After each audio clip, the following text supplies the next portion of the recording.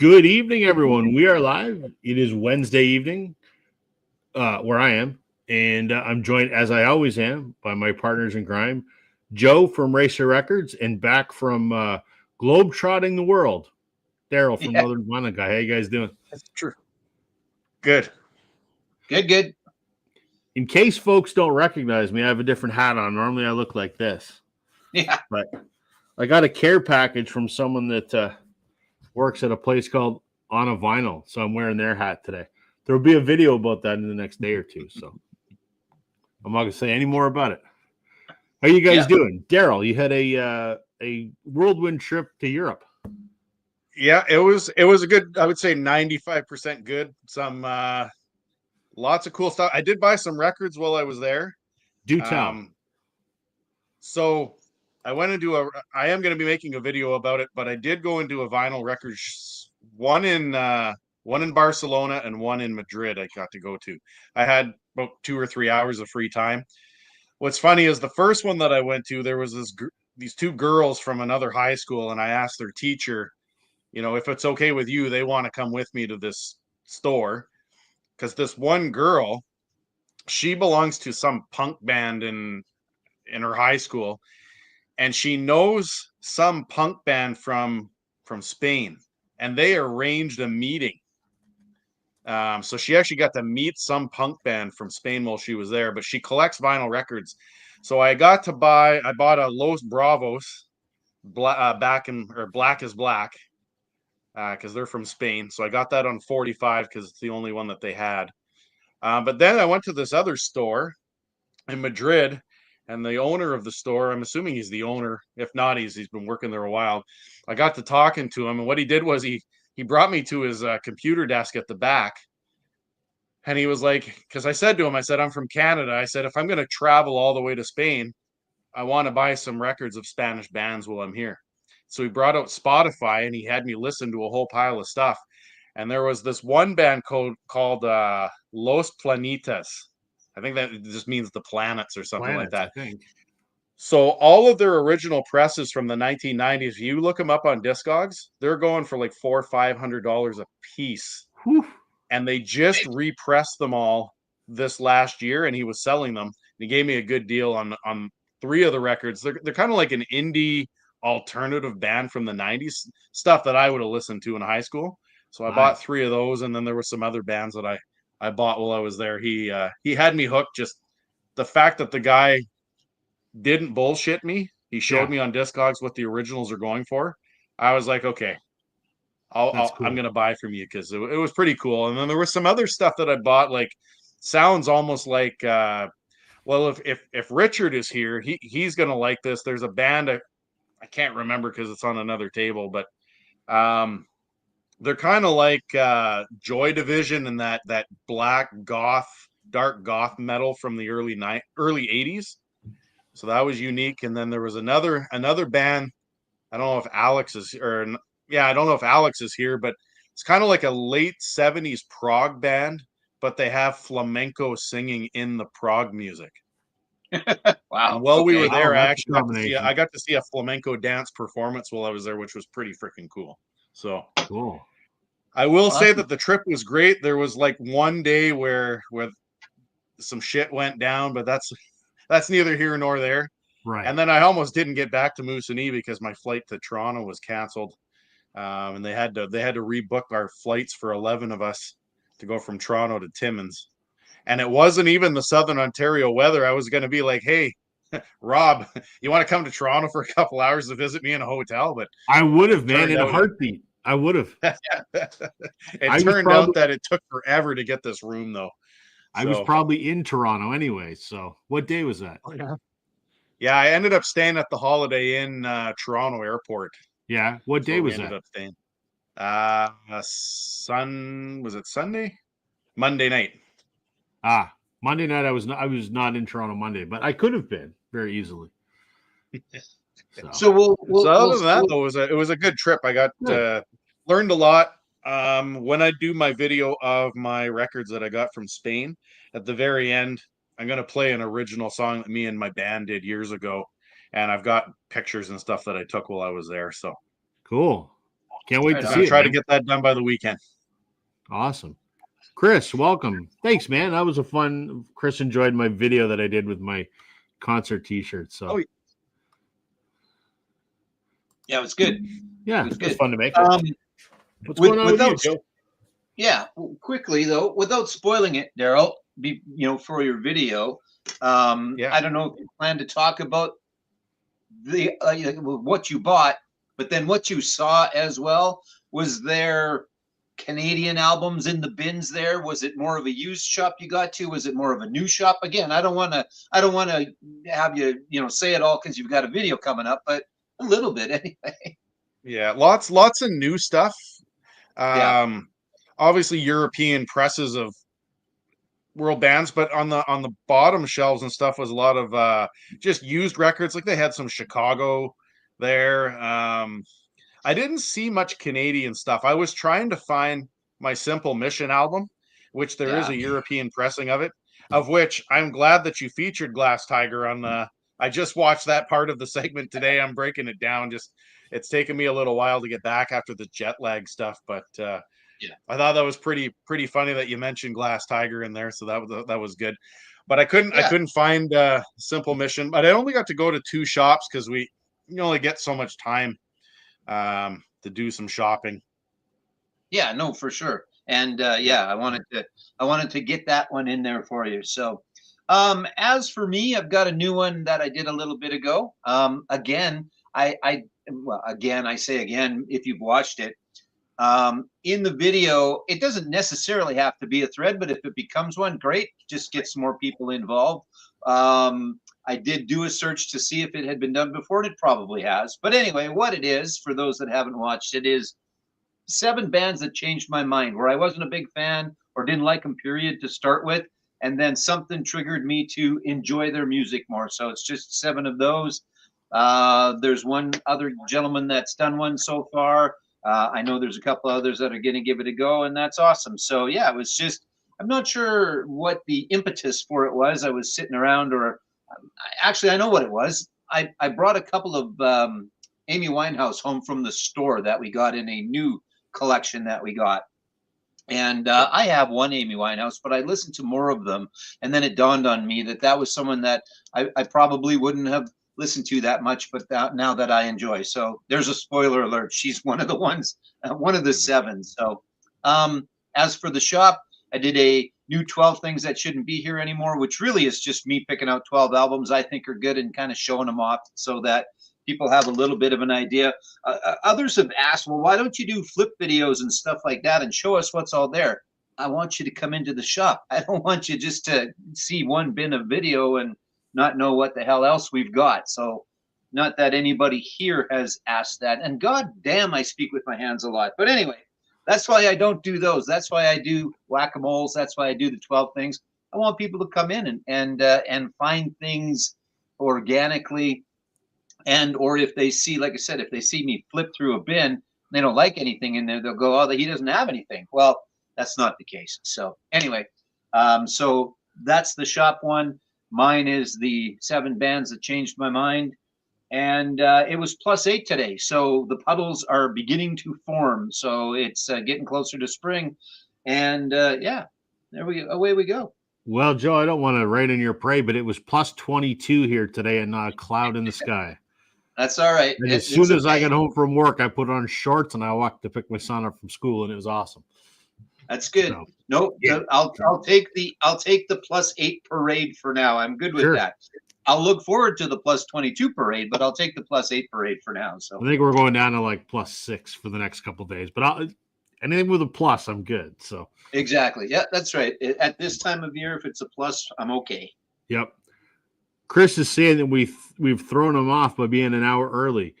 That's probably, Chris. I mean, I don't know if it's the same way in England or not, but we have daylight savings time in Ontario. So in the spring, we move our clocks ahead an hour, and in the fall, we move them an hour back. So Joe does not have that in Saskatchewan where he is, but Daryl and I do. So It is 8 o'clock. It's actually 8:10 now, but 2 weeks ago it would have been 7:10. So yeah, we're an hour early, but that's a leftover relic from the Second World War is why we have daylight savings time. So we're an hour early for me as well. So Right.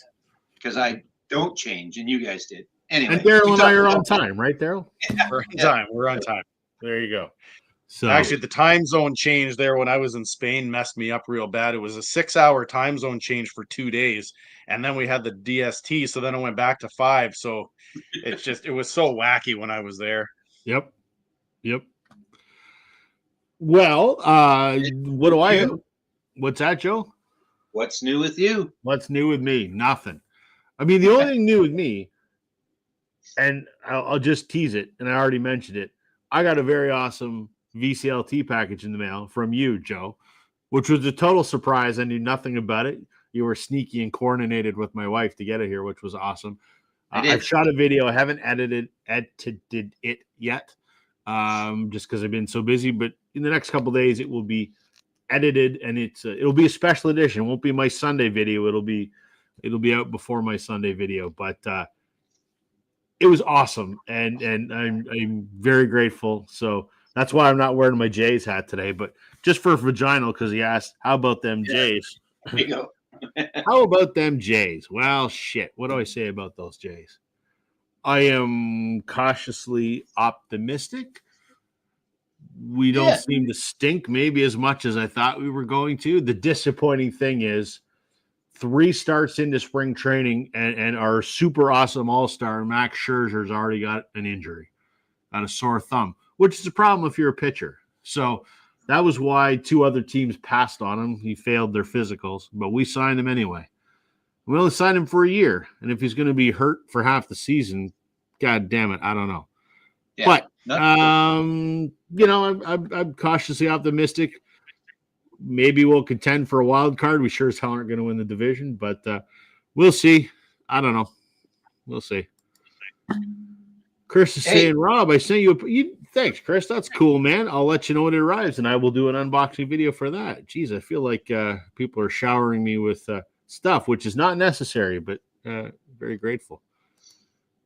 Couldn't send it because, the post office went on strike. Oh, the British post office, too. Yeah. What are you going to do? I think we know the full picture on this team 1 month from now. Yeah, that's the thing, right? Because while we're in first place in the Grapefruit League, I wonder how much of that is because we're playing our A team a little bit more than some of our people we're playing against. Who knows? We'll see. Plus, we're playing some National League teams if we don't play with as much when the regular season starts. So yeah, I think we'll know in about a month. But it can't be as bad as last year.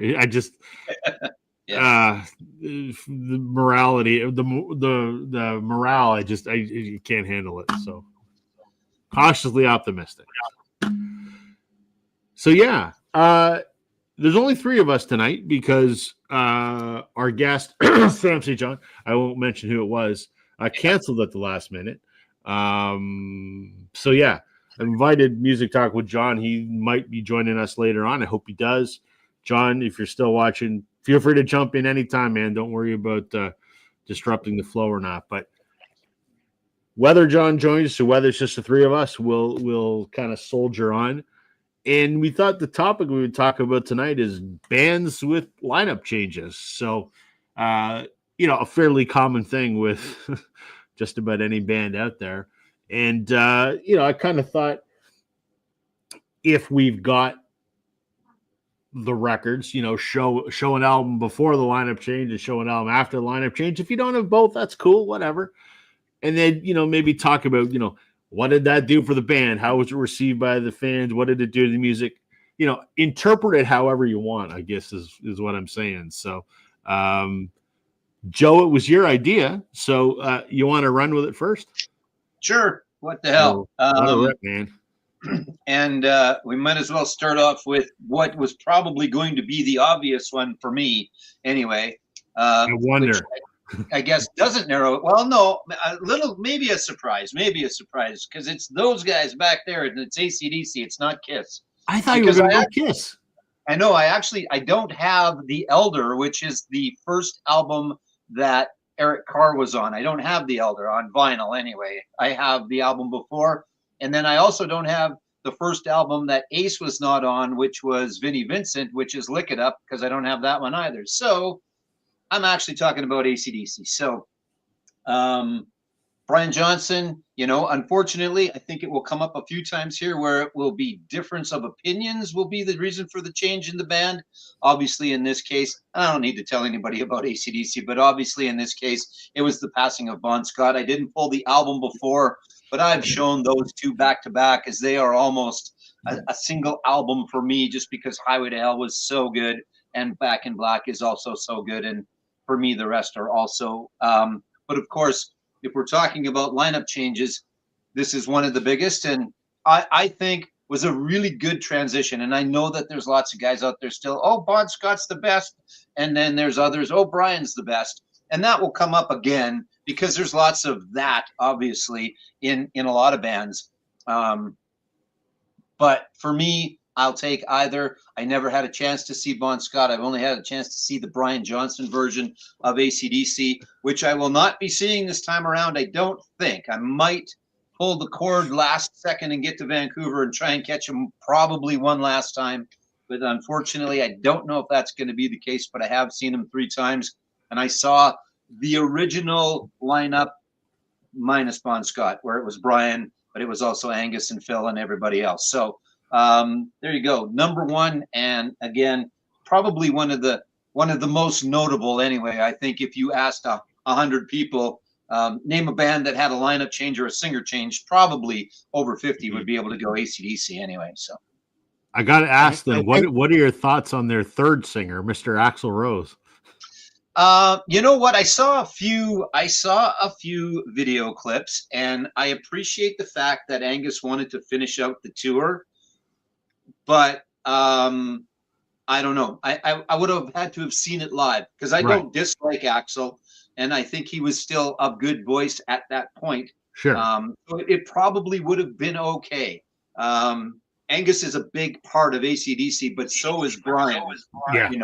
Kind of like when Phil wasn't there and the big bald gentleman whose name escapes me at the moment took over on the drums, and then they've got another new drummer now, and even when Malcolm passed and it was Stevie, that is, nowhere close, but it's kind of close a little bit. So yeah, it would have been interesting to see if I had tickets and that was all I was going to get. I would have gone to see because again, I don't hate Angus or Axl, pardon me. So it would have been interesting to see how that played out because you can't tell on YouTube videos.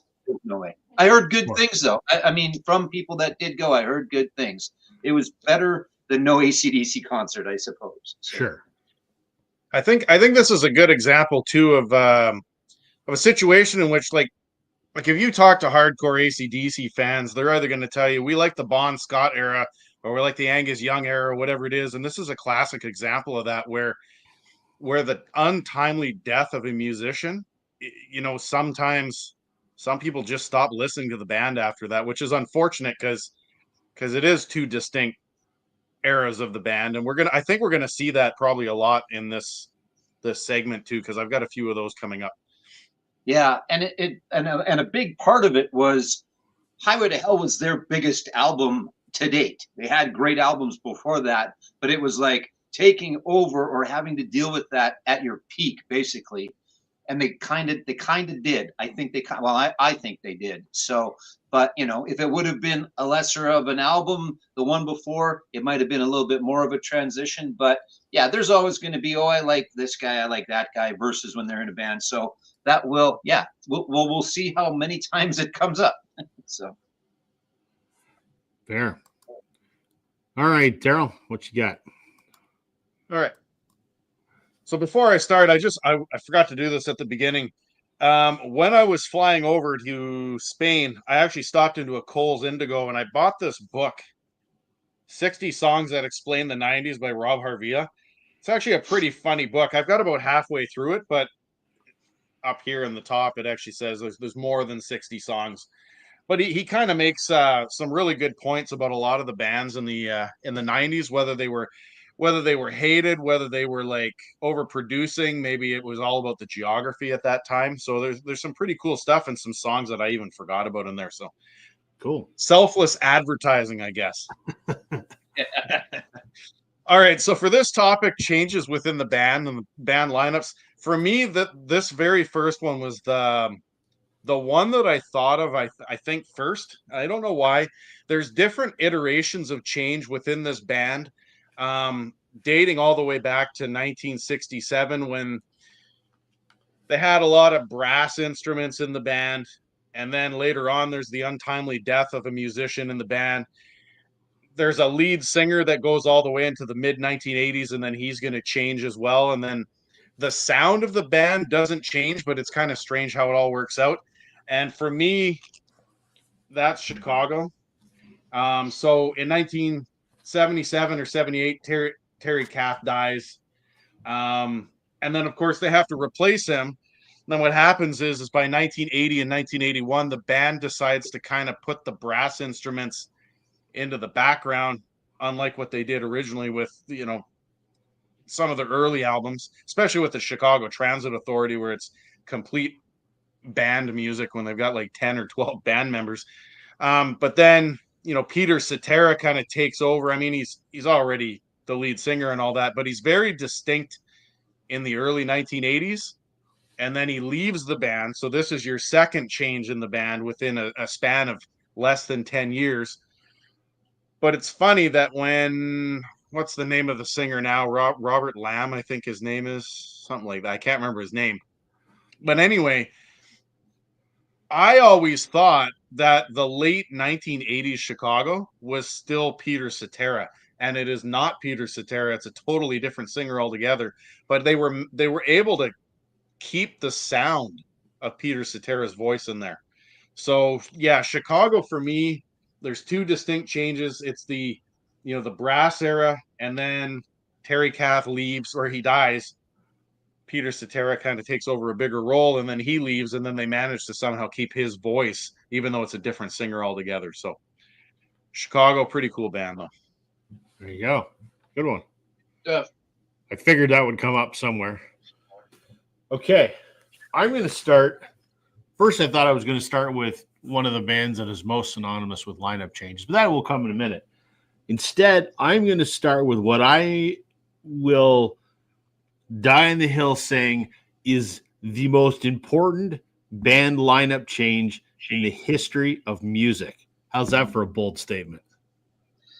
You ready for this? Here we go.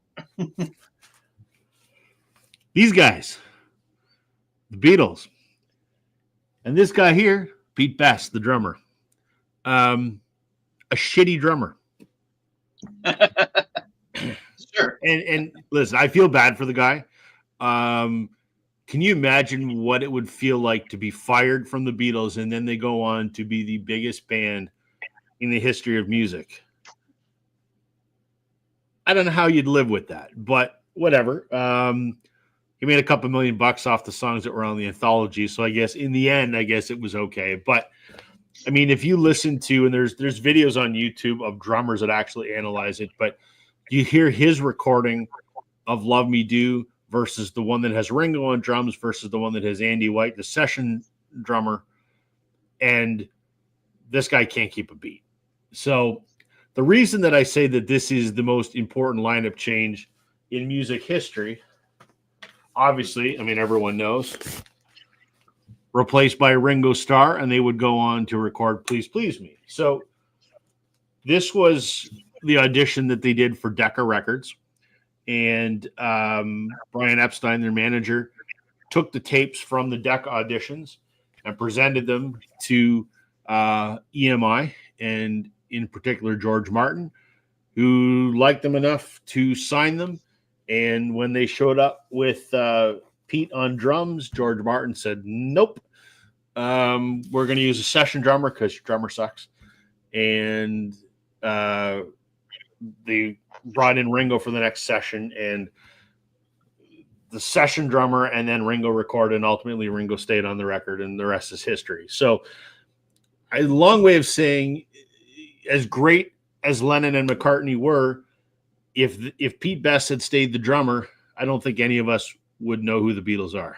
So maybe they didn't handle it the right way because they didn't even have the balls to tell Pete. Pete got a call from Brian Epstein, their manager, who owned a record store, came down to the store. He fired him. So the Beatles handled it horribly. I'm not saying the ends justify the means, but what would popular music be if that lineup change hadn't been made? It's funny you went with this one, Rob. I knew you were going to do it, but I brought the Beatles up. That was actually going to be my next one. Sorry, man. This is the only one I had, but I was actually going to go with the fifth Beatle, Stuart Sutcliffe, who died suddenly, right? As the original bassist, I guess you might call him, with the Quarrymen and all that stuff. So and a shitty bass player. What's a that? Shitty bass player, and you know what? When Stu was alive, he admitted he was a shitty bass player. He was just doing it for something to do, and because John was his buddy, and he wasn't really. He played with his back to the audience most of the time because he was not a very good bass player. He was just doing it for kicks. John and Paul and George were in it to become famous, and Stu was just doing it because John was his buddy. So, yeah, I mean, good thing. I mean, good thing too that he terrible thing that he died. Good thing that he left the band. So, yeah, I mean, that was a pretty damn important lineup change too. So, I agree with you. I have a question. What's your question? I would like to clarify that you are wearing a Ramones-inspired Wiggles T-shirt. Is that? I am. Hold on. Well, we'll just do this the right way here. Yes. I only noticed it a little bit ago. So there you go. Right. So, I have a Ramones record. I would say that I'm not that I'm not a Ramones fan. I just one of those I've not bothered to get into. Yeah. But I was sure. Right. There you go. But I was a fan of the Wiggles because I'm a parent. And you can't be a parent in the last 15 years and not have watched way too many fucking hours of the Wiggles. And this was the second lineup. This was Anthony, Simon, Lockie, and Emma, and they were great. And I've seen them in concert twice. Once at an Indigo bookstore with 50 other people, which was kind of cool. And I fucking love the Wiggles. Excellent. So there you go. I could kind of see, and I was pretty sure it said the Wiggles. I could tell it was the logo from the Ramones. Dorothy the dinosaur. Took likes too. Well, there you go. So, see, there you go. Awesome. And for those watching, they're like, "Who the hell are the Wiggles?" You don't have kids. That's all I'm going to say. Yeah. What's Chris saying here? Didn't Alex from Beer and Vinyl try and meet and have him sign? Yes.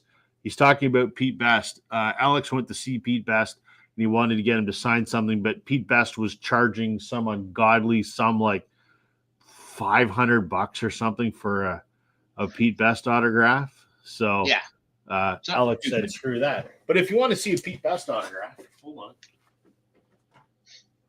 I have one. There you go. Hold on. Make himself big. Nice. I did not get this in person. I wish I did, but I bought it at my local record store. They had it because they had met him. So better than nothing. My only Beatles autograph. So, Curtis, good evening, sir. How you doing? Hey, Curtis. Okay. Let's go this way. All right. We'll go around again. Joe, we're back to you. Okay. Quickly, Ryan W. said he's never seen a copy of The Razor's Edge before. Well, there you go. The Razor's Edge. However, this is a reissue. This is one of the gold 50th anniversaries. But I did see an original copy, and you're right, they are hard to come by. I did see an original copy in a little record store in 29 Palms, California, a couple years ago. So they're still out there. They're just tougher to find. But this reissue, this gold version, if you want, Ryan, is pretty good. They sound pretty good, those gold reissues. All right. Where I thought you might be going, I understand 100% where you went, but where I thought you might be going is the band I'm going to go with next. And I'm not sure necessarily that it is equal to the biggest change or not, but the influence that this gentleman had on the band versus the original drummer in Rush is quite a bit, because obviously Neil became the writer, he became the drummer, and he became the writer. Again, I said that, but so that's a big part. So I thought maybe, because I thought I saw the original Rush album in your hand, because you can kind of see sometimes what you're going to show a little bit. Yep. And I thought I saw that, but it was the Beatles. So again, not to the extent of not to the extent of the Beatles, but these guys are pretty influential in the grand scheme of things for sure. And again, like I said, just with Neil joining the band, taking over the writing duties, and just becoming an integral part of right up to the end. I thought that this was kind of a little bit of a given. Plus, I just love this album cover. It's such a great album cover. A little snowy owl on the front there, a little Rush, and away we go. So there you go. Neil Peart joining Rush on their second album. For no reason of the first gentleman, again, whose name escapes me. I should have written stuff down on my stupid little sticky notes because I can't remember his name. I'm sure someone will come up with it. It's not that he was a bad drummer. I believe there was health issues. I don't think they were pissed at him. I think there was something health related with the gentleman that was the original drummer in Rush, and that brought Neil into the fold. And I would think that Eddie and Alex are fairly happy that Neil came into the fold, I would think. So, and I would argue it's kind of the same scenario as the Beatles, that had he not joined the band, we wouldn't know who Rush is. Yeah. John, there you go. Thank you very much. John Rutsey, that's the gentleman's name. So thank you. Okay. Arguably, who knows? Because like right on this album, right? I don't know if Neil had stuff tucked away somewhere and went, "Oh, I've got some stuff. Let's try this," and then just became their guy for the lyrics. So, but Fly By Night on here, obviously. Yeah. Anyway, I digress. Go ahead, Daryl. Record Hound, welcome. He says he was diabetic, so that's why. Thank you. Daydream Vinyl, welcome. Good evening. Good evening. All right, Daryl, hit us. All right, so I'm going to go. There's no denying these guys. I mean, they did all kinds of tours. One of the most famous frontmen of all time until his sad passing in 1991. Now, this is a case where, for me, it's hard for me to think that this is still considered a band, but they're still touring because they've replaced the lead singer. But in my opinion, this is like, basically, to me, this is Brian May and Roger Taylor as Queen. So when Freddie Mercury dies, you know, they're still on tour with the Rhapsody tour and all that kind of stuff with Adam Lambert as the singer. And I mean, he's a fantastic singer. There's no doubt about it, but he's not Freddie Mercury. And I mean, I think they released an album in 1995 post Mercury's death. Yep. Not sure if that's the one you have up there, or if that's an 80s. No, I got one of the Adam Lambert ones. Yeah, so the big thing for me is, as much as I like Adam Lambert, although I think he's just like Freddie Mercury, I don't know what it is. Yeah, he was over the top, but he was kind of subdued as well. Whereas I find Adam Lambert is just over the top. He's not. He just kind of exaggerates the role a little bit. But I mean, I get the idea of what Roger Taylor and Brian May are doing, right? Trying to keep the Queen thing going. But for me, everything Queen is 1991 and before. As much as I appreciate what they're doing, I don't know if it's a money grab, a cash grab, or if it's just they're just trying to keep his name. But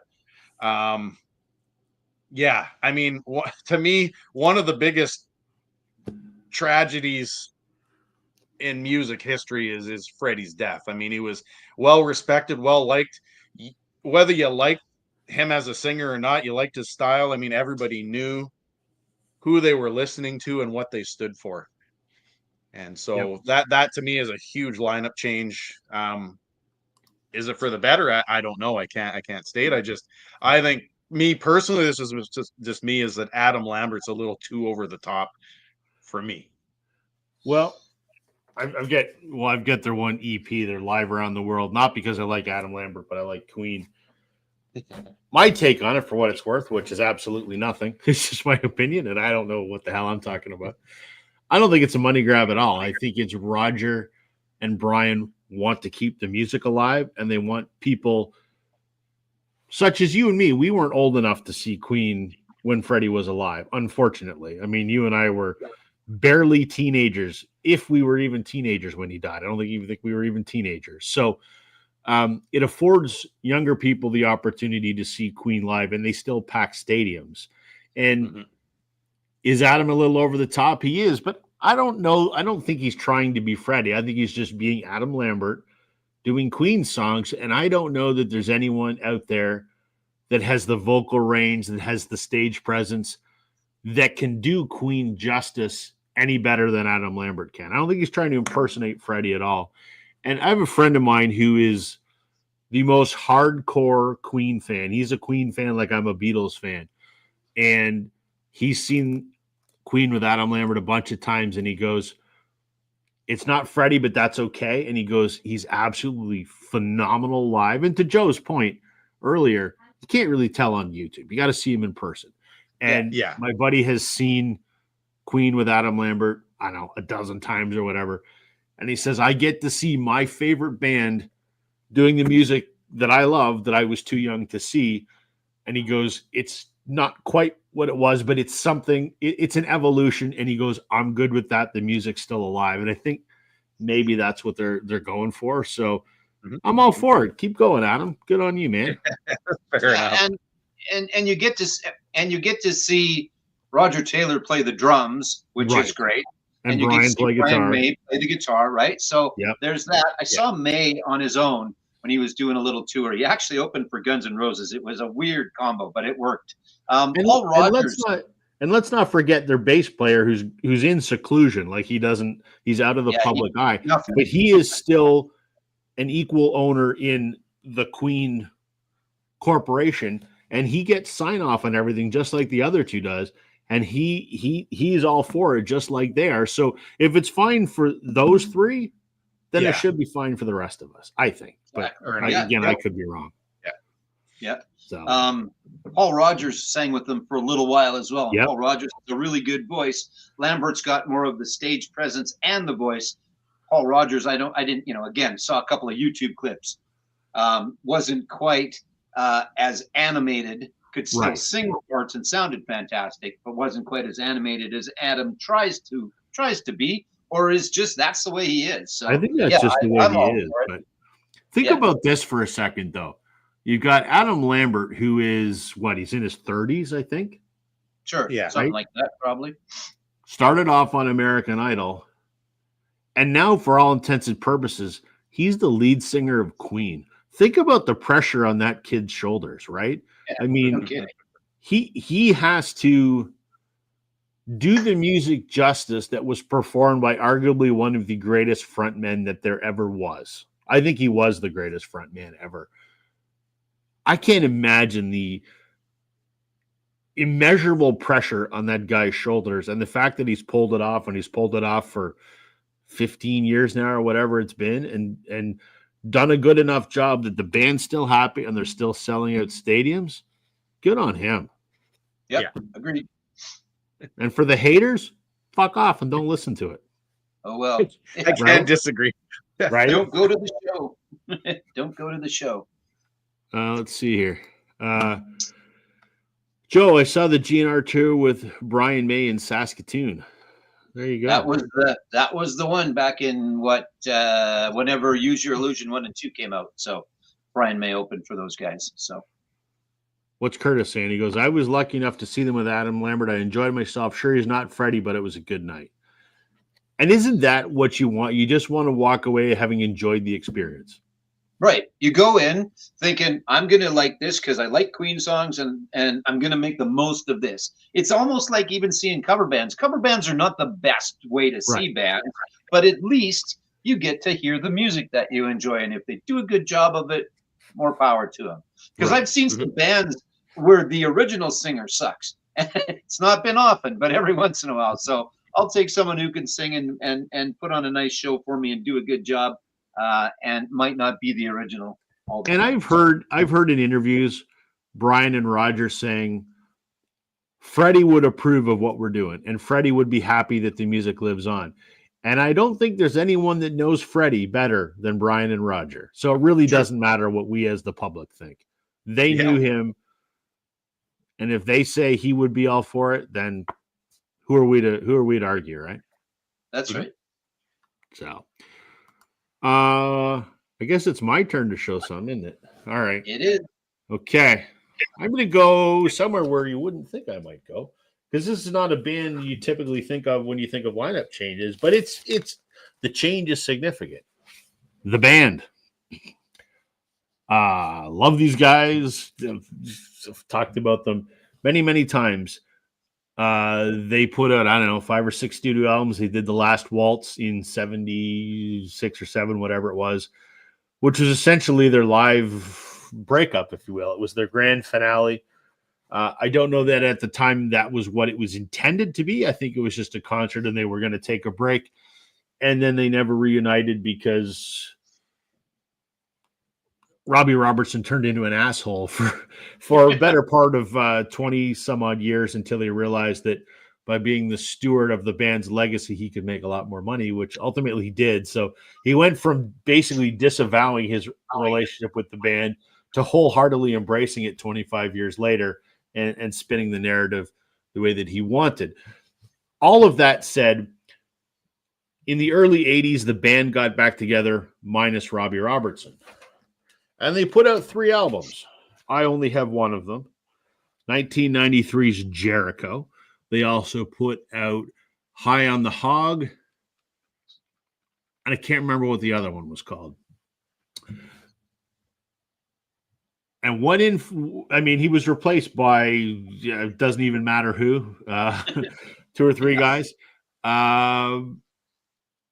What impact did that have? Well, when you listen to this, the band still sounds like the band, because Robbie wasn't the singer. Levon and Richard and Rick, the 3 of them were the vocalists. So it still sounds like them. But a lot of these are covers. And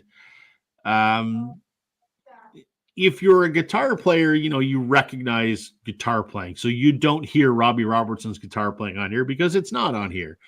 And then eventually Richard Manuel took his life, so he didn't appear, I believe, on the last 2 band albums. So you miss Richard's distinct voice. So you just have Rick and Levon, which is still good. But Robbie leaving, you don't get any more original songs, so to speak.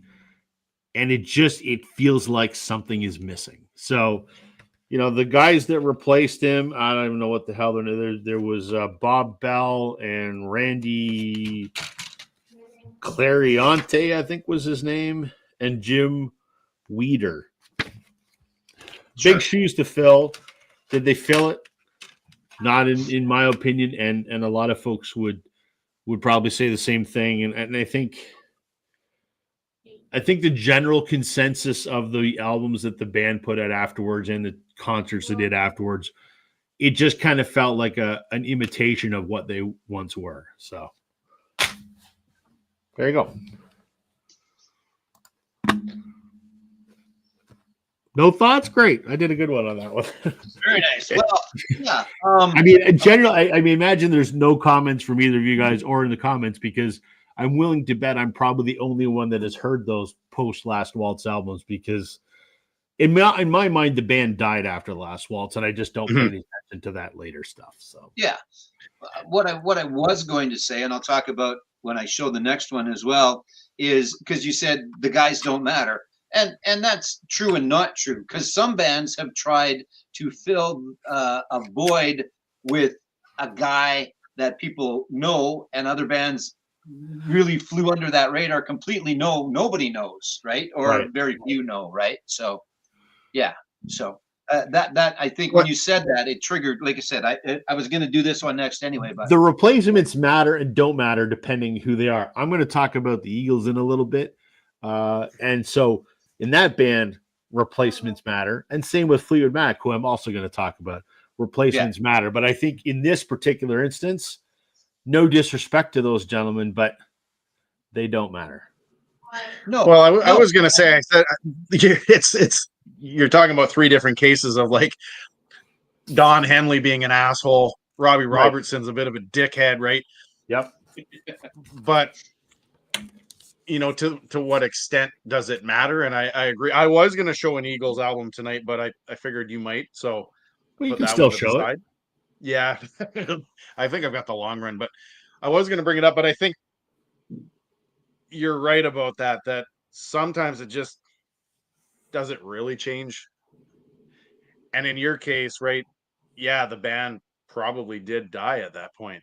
Yeah, yeah. It's Whereas just did the Eagles die with a couple of these members leaving? No. Right? No. no, exactly, No. exactly. Chris, you said the album I just showed you ordered it.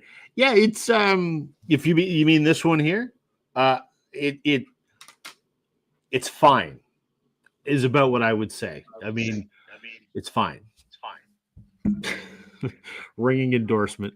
I don't like Ringing Bob endorsement. Dylan, but the sound of the band cheese grater for Dylan. See, now you've got to make me think of an analogy for what Bob Dylan sounds like, and I don't have one tonight. Give me a few minutes, I'll come up with one. Oh, the vinyl that I just showed, yeah, this one here, self-titled. This is excellent. I mean, most folks prefer music from Big Pink, which was their first album. This is the second album. Call it the Brown Album. I think this is vastly superior. This is the one that has Up on Cripple Creek, The Night They Drove Old Dixie Down, Rag Mama Rag, Across the Great Divide, Unfaithful Servant. This album is just goddamn fantastic. This is probably in my top 15 albums of all time. Absolutely love it. So. Okay, Joe, you're up. All right. I have a little note that I need to get to before I forget. So there's a show on Crave called the Christ. Now I forget the name of the show. The Trades. That's it. It's a couple of the guys from Trailer Park Boys. It's a new series. Anyway, Tom Green is in it.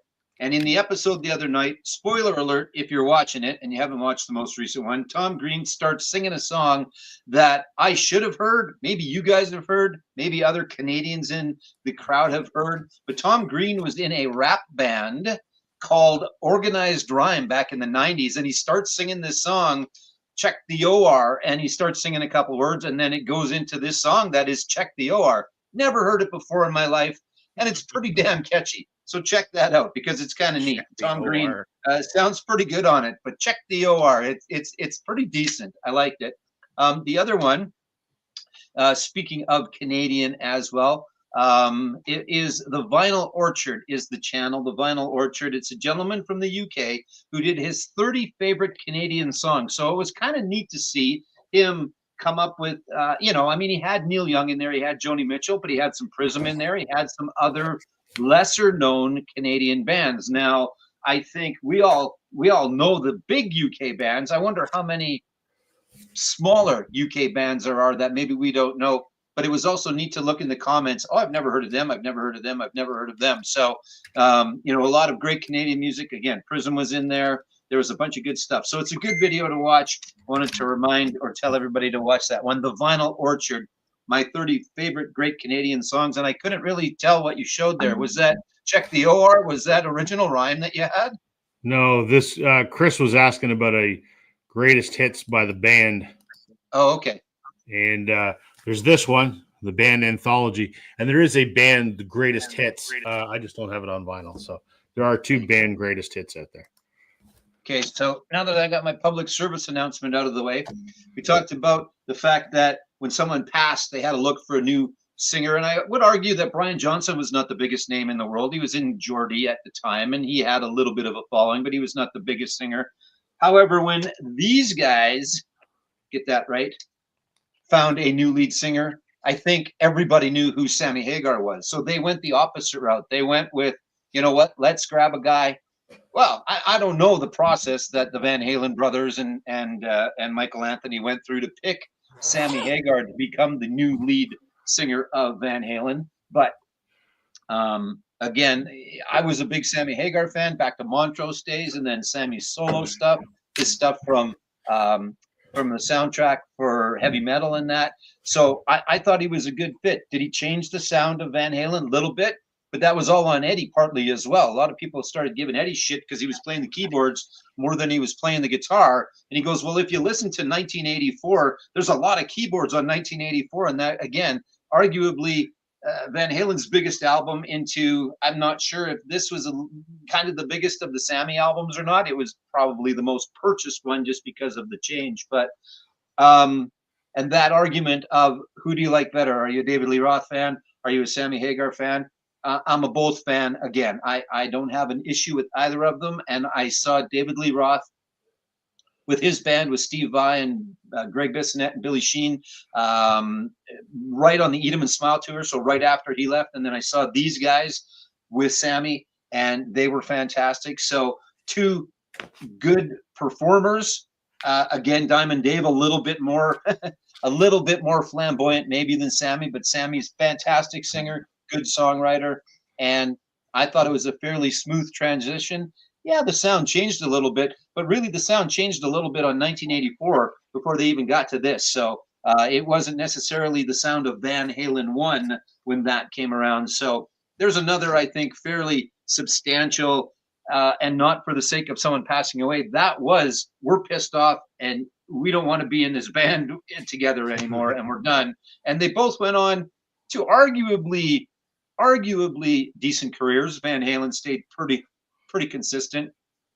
Dave had a couple of songs, a couple of albums. Again, he found a very good guitar player, but no one was ever going to be like Eddie, so it was not quite the same. And to this day, they all still argue and fight and bitch and complain, and Alex doesn't like anybody. And the only good one right now that I like is actually Eddie's son, Wolfgang. Puts on a really good show. Saw him in his band. It's good stuff. He's a good writer. I like him. So yeah, there you go. Another one of the, I like this era versus that era guys. So I knew you were going to bring up that band. So yeah, there you go. Daryl. I may be bringing them up later again, but for a different reason. All right. Yeah. All right. So this next one, probably my favorite band of the 90s, and for me, one of my top 3 bands of all time. And to date, this is the only lineup change, at least major lineup change, that's ever happened with this band. And it all boils down to creative differences in this case. And it's the bassist.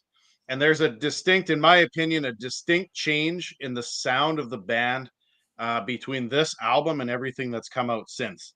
So if you're familiar with Tool's Undertow, the bassist of this band at the time was Paul D'Amour, and he was replaced. He quit the band, I think it was in 1994 or 1995, before they did the Anima album, although he is credited with a couple of songs that's on there. But this album here is kind of like it's a lot of darker music, right? You got Undertow, you got Prison Sex, you got Sober. That's all dark music, but it's not so proggy at that point, not as alternative. It's more of that dark metal stuff, I guess we would call it. But then when he quit, and he openly admitted later on that it was all creative differences. He wanted to go a different route and all that kind of stuff, so he changed bands and that kind of thing, and they replaced him with Justin Chancellor, who's the current bassist. And if you listen to Anima, you listen to Lateralis, you listen to 10,000 Days, any of those albums, all the way to the most recent one, I mean, it's a totally different sound for Tool, in my opinion.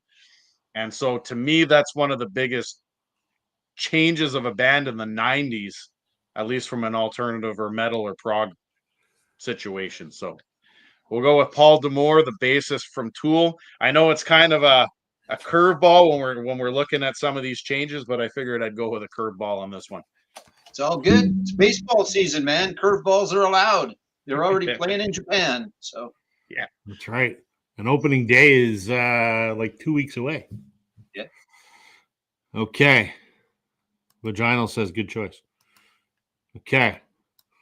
I'm going to talk about the band that I think is most synonymous with lineup changes. I don't know that there has been a band with more lineup changes than Fleetwood Mac. I don't think of Fleetwood Mac as a band. I kind of refer to them as a music collective, right? Because there is 3 really distinct periods, I guess you could say, of Fleetwood Mac. or maybe 2 with some sort of transitional stuff. But I mean, right off the hop, this came out in, I don't know, 68.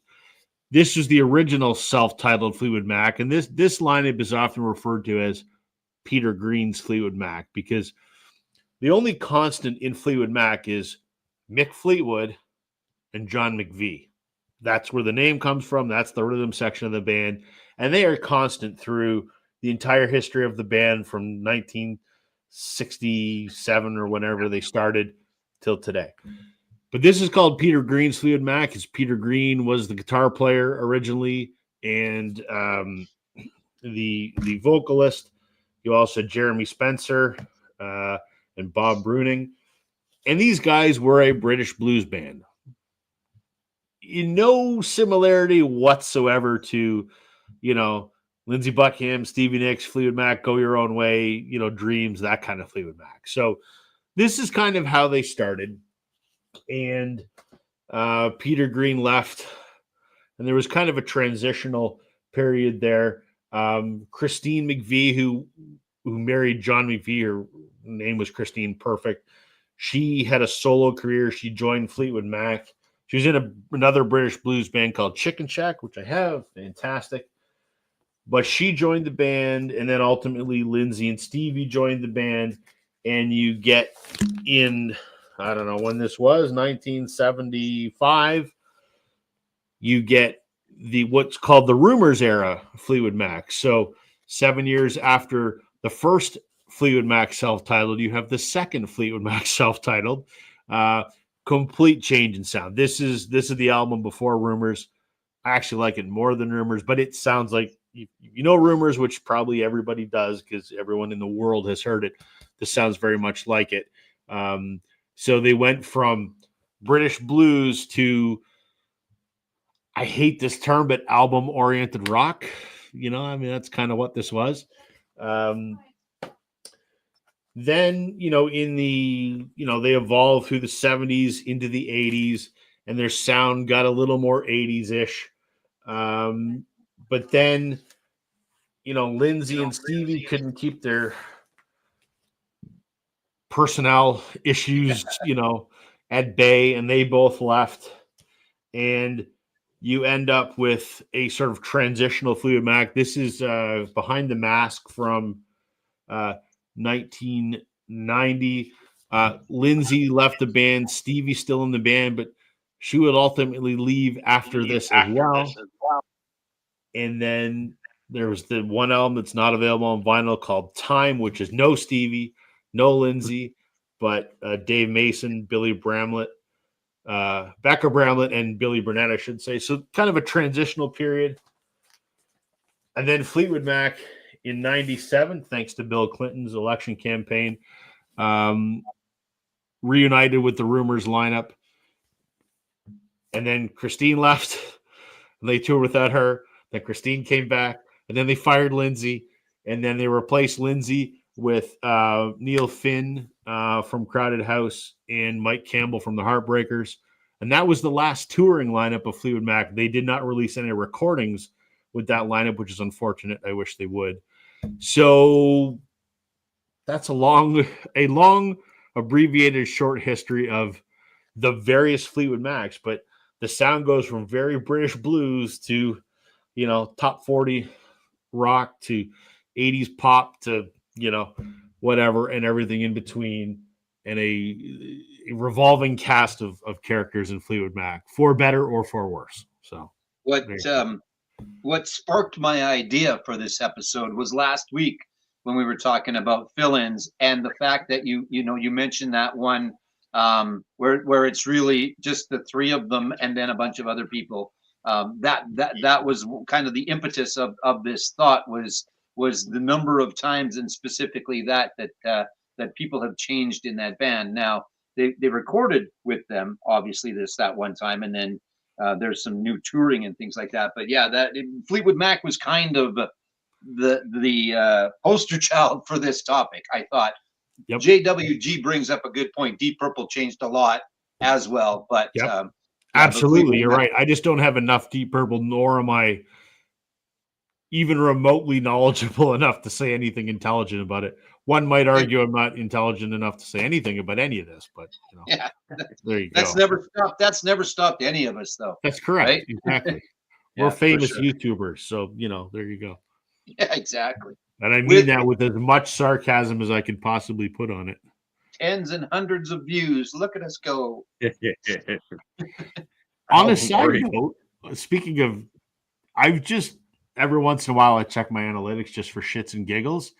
I am 100 views away on my channel from 250,000 views in the history of my channel. Awesome. And I That's good. saw that statistic and I went, you got to be shitting me. Yeah. That's insane. Anyway, That's cool. That's good. it means absolutely nothing, but it's just, I didn't think 100 people would watch anything, but there you go. Curtis is saying, would you say anything 67 to 75 is firmly in the blues? I'm not the expert. I mean, I don't know enough. I'm not knowledgeable enough to say yes or I mean, yes, they started out very blues, and they did an incredible album called Fleetwood Mac Live in Chicago, where they came to Chicago and played with a bunch of black blues musicians. I have it. It is phenomenal. How bluesy are they in retrospect to other blues that's around? I mean, I don't have a lot, and I'm not the expert. It sounds bluesy to me, and my old man said it was very bluesy because he was a bit of a blues guy. So I don't know, Joey, are you having more insight on that than I do? No, not really. No. Yeah. No. Daryl, are you a blues guy? No. So none of us are expert enough. So how about that? That was the history of Fleetwood Mac presented by, exactly. Yeah. Press to play. How you doing, sir? What's Trevor saying? Did Joe say tens to hundreds of views? Yes. I did. Chris digits wants to anyway. know, Joe, how are you? Did you put his vinyl in discounted out of sleeves or in the sleeves? You should talk Okay. about sleeves, Joe. Enlighten us for a second. Well, I really did plan this, actually. This was going to be next because boy. we're right in about the middle. So what I was going to do was a little bit of a curveball, and Daryl's been throwing curveballs all night already, so we got a pretty good starting rotation already. Yeah. But what I was going to do and am going to do was give everybody a couple of, I think, the options for the bands that have had zero lineup changes from the start. Ooh. Other than touring. Someone had to fill in for one of them on touring, and someone has to currently fill in for the tour that they are still doing. Any guesses? If you guys were to put your heads together, U2. U2. U2 is the one, correct? Since 1980, and the only time I believe is the Sphere because Correct. Larry couldn't make it. So that's the only time that they have not performed together. They have never not recorded together. So there's that as well. Like there's been some bands that that's the biggest stretch. It's 1980 till today. So think about that. That's a long time. There's not marriages that last that long. There's not businesses that people don't work that long together, let alone do all the things that they've done and still record because they did do Magic City. So and who knows, there might be some other stuff coming up at some point. So yeah, U2. And then the other one that I had pulled out was a little band out of Texas called ZZ Top, some 1971. And until Dusty passed away, they never performed with anybody else either. They currently are, and it's the guy that was their guitar tech forever, as far as I understand. So yeah, I think 1971, it was always those three guys in ZZ Top. So that's pretty cool, and continued to make good music. They had some latter albums that waned a little bit, but still really good stuff. And then what I wanted to point out is I've talked about my buddy Phil before, who had passed away, and that I've got his collection. Sometimes I have my copy, his copy, live in the same sleeve. And those sleeves come from Vinyl Storage Solutions because there's a bunch of really good sleeves. You can get single mil, you can get 1 mil, 2 mil, 3 mil. Some will be a little thicker, some will be a little taller, some will be a little wider, some will hold box sets, some will hold gatefolds. There's a new one coming out, gatefold, dual flap. There's lots of things, but the best part about going through Vinyl Storage Solutions is that you use the promo code Northern 10, and I got it right the first time. You This time.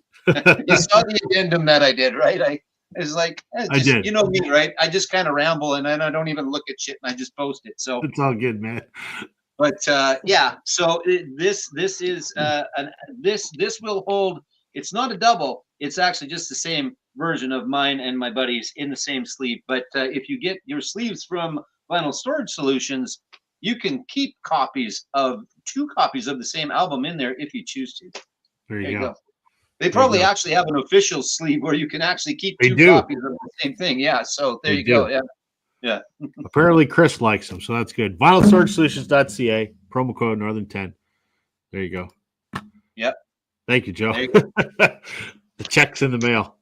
And the two bands that have been together the longest. Again, yes, Dusty Hill passed away, and yes, there was a gentleman filled in on drums at the Sphere. But other than that, those two bands have been together and recording and performing since 1980 and since 1971. As I was going through my collection, I wondered if you were going to mention that, because I was going through. I'm like, oh, you too. They've been together for 45 years, and I'm like, I wonder if Joe's going to mention that as a side note. I guess I know you too well, Joe. Yeah, I guess must be. All right, Daryl, what you got? All right, so if one were to say who is probably one of the most famous drummer singers of all time, one might go with Don Henley, but I'm going to go with the other one. And I don't know if this is like a lineup change so much as it is the original lead singer left the band and then the drummer singer just kind of took over. And you have two eras of the band where you have the prog rock era and then you have the soft poppy stuff of the 1980s. And I mean, I couldn't do this list without talking about Phil Collins and Peter Gabriel, right? As soon as Peter Gabriel leaves the band, is it really a lineup change? Did they really replace him? I don't know. You could argue that maybe they did, but I think Phil just kind of stepped up. Phil was already singing in the band. And yeah, so you've got the Trick of the Tail one. Yeah. And I think that really the only album to me of the 1980s that's kind of a one-off there is the Abacab one. That one's kind of a strange one. It's got a strange sound that's more proggy, but anything after that is just that soft stuff. And I mean, even in the 1980s, Genesis is kind of going through that whole roller coaster of Peter Gabriel went out on his own, and then you got Phil kind of doing his own solo stuff. You got Mike Rutherford doing Mike and the Mechanics and stuff like that, right? You got all these changes, so it's kind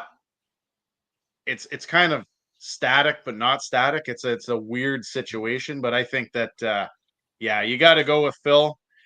And I mean, he just I don't know, Genesis. I think Genesis is done touring because I know Phil was too ill to do it, and I know that Phil's son took over as a drummer for a little while with Genesis. He was kind of doing some stuff towards the end there, but I don't even think Genesis is even performing anymore.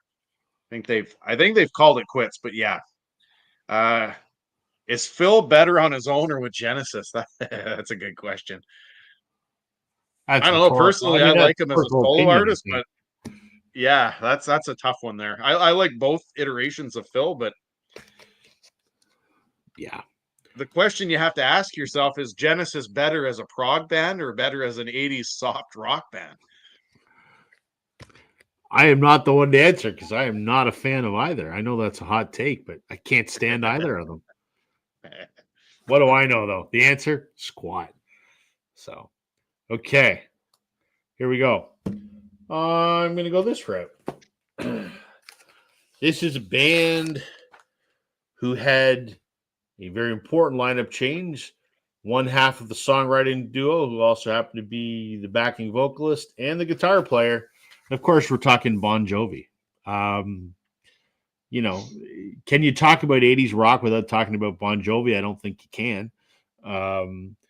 And they're one of the few 80s rock bands that was able to weather the 90s, right? Change their sound a little bit, but still continued making rock and roll and made rock and roll, and they're still doing it and Richie, for various reasons, let me backtrack. He missed part of a tour because he was going into rehab, didn't give the band any notice. They called in Phil X to fill in. Phil did an admirable job. And then when Richie finally decided to leave the band, he did it in an absolutely asshole way, because I think Richie is an asshole. But they were starting a tour, and I think they were going to be in, I want to say Calgary, if I'm not mistaken, if the story is correct. Sounds right. John's talking to Richie on the phone. He's like, Richie's like, I need another day. I'll get on a plane in the morning. And John says, okay. And the next morning comes and he calls John and goes, I can't do it. Well, they got a concert that night and no Richie Sambora. So who do they call? They call Phil X. And Phil fills in. That's a pun that I didn't even mean. Phil fills in. And Phil has been with the band ever since. So for almost 10 years. And this is one of those, and I think Joe touched on it earlier. We're talking about Van Halen. There's people that are like, no, I only like Richie. Anything after Richie sucks. I happen to really be a big fan of Phil X because I think he's a much superior guitar player than Phil, or than Richie. I also like that he's a Canadian from Toronto. Wish my dad was still alive because my dad knew him, but I never got to meet Phil because my dad passed before I ever got the chance to meet Phil. But that's a side note. I think Phil's a better guitar player than Richie, but Richie wrote those songs with John. So I like both eras of Bon Jovi. I like them equal. Bon Jovi's put out, I believe, 3 albums with Phil X. There's This House Is Not For Sale. There's one other one, and then there's this one that just came out earlier last year called Forever. There's the new lineup of the band. There's Phil right there. The other, fans are yes, no on Phil, but I think fans unanimously hate this guy right here, John Shanks, who's a producer that is also now a touring member of the band. Another guitar player, not the lead guitar player, but just about universally fans hate this guy. I don't have an opinion. I'm not a hardcore enough Bon Jovi fan to say anything intelligent about it. This album's okay. I don't mind it. It's fine. I mean, it's not great, but it's fine. But what does that change mean? You don't have the John and Richie songwriting duo anymore, but you could also argue together the two of them haven't written a good hit since the late aughts, I would say. Like Have a Nice Day was probably the last big hit that they wrote. So are we missing much with not having Richie? I don't know. I think Phil's a better guitar player. So there you go. I think I've said this before, and I don't have oven mitts, so I'm just going to put my sleeves on. This is going to be my hot take because I don't have oven mitts. I think maybe you and I have had this discussion before. The fact that Richie Sambora is not in Bon Jovi doesn't matter to me in any way, shape, or form. He was not, for me, he was not an integral part of that band, yet he was, and I understand that. But Angus is an integral part of AC/DC. Eddie Van Halen was an integral part of their sound of Van Halen. Mm-hmm. And probably if I was a bigger fan, and I don't dislike, I like Bon Jovi. I have from the start, like back to Runaway. But it didn't matter to me that Richie Sambora was not in the band anymore. I don't know why. That just was something that never, like, if Angus wasn't in AC/DC, that would be a game changer. The fact that Richie wasn't there anymore was not a big deal. And that's not to say that, again, he wrote the songs. I know that. Did he have a style that was his? Yes, as well. But it just didn't bother me when he wasn't in the band anymore. Right. Same here. I agree, Joe. And I think if the reverse is true, though, I think if John leaves the band is done. Of course. Sure. Yeah. The band is, it's the reverse, right? If John leaves, then it's game over. It was really him for sure. It was John was that band. Again, I'm sure there will be people that will admonish me for saying that Richie didn't have that much to do with it. I'm just giving you my opinion, and I don't think that I know he did, but I didn't care, I guess. So, Right. yeah. I think I miss him from the songwriting perspective because his biggest contribution was he wrote most of Bad Medicine, right? Like that. Sure. That just came out of his head because of a bad relationship he was in or whatever. So, but in terms of, the sound of the band, Phil is such a good guitar player that he can sound like Richie. Now, some fans say he doesn't play with the same emotion. I don't know that if you did a blind listening test, most people could tell the difference. But John's voice, if it was someone else, you could tell the difference. Yeah. Oh, Maybe I'm wrong. Maybe I'm talking out of my ass. Maybe I don't know what the hell I'm talking about. And that's entirely No, I agree with that. So, here's the real hot take, and John doesn't know what the hell he's talking about. New Jersey was the last good Bon Jovi album. Not even close, man. No, there was others. Crush was fantastic. That's one that has It's My Life on it, which is not even close to the best song on that record. There's a lot of other good records after that. So, John, you are wrong, sir. And if you want to defend yourself, come on and join us, man. Yeah, exactly. It's good that he recognized he can't sing anymore and stopped touring.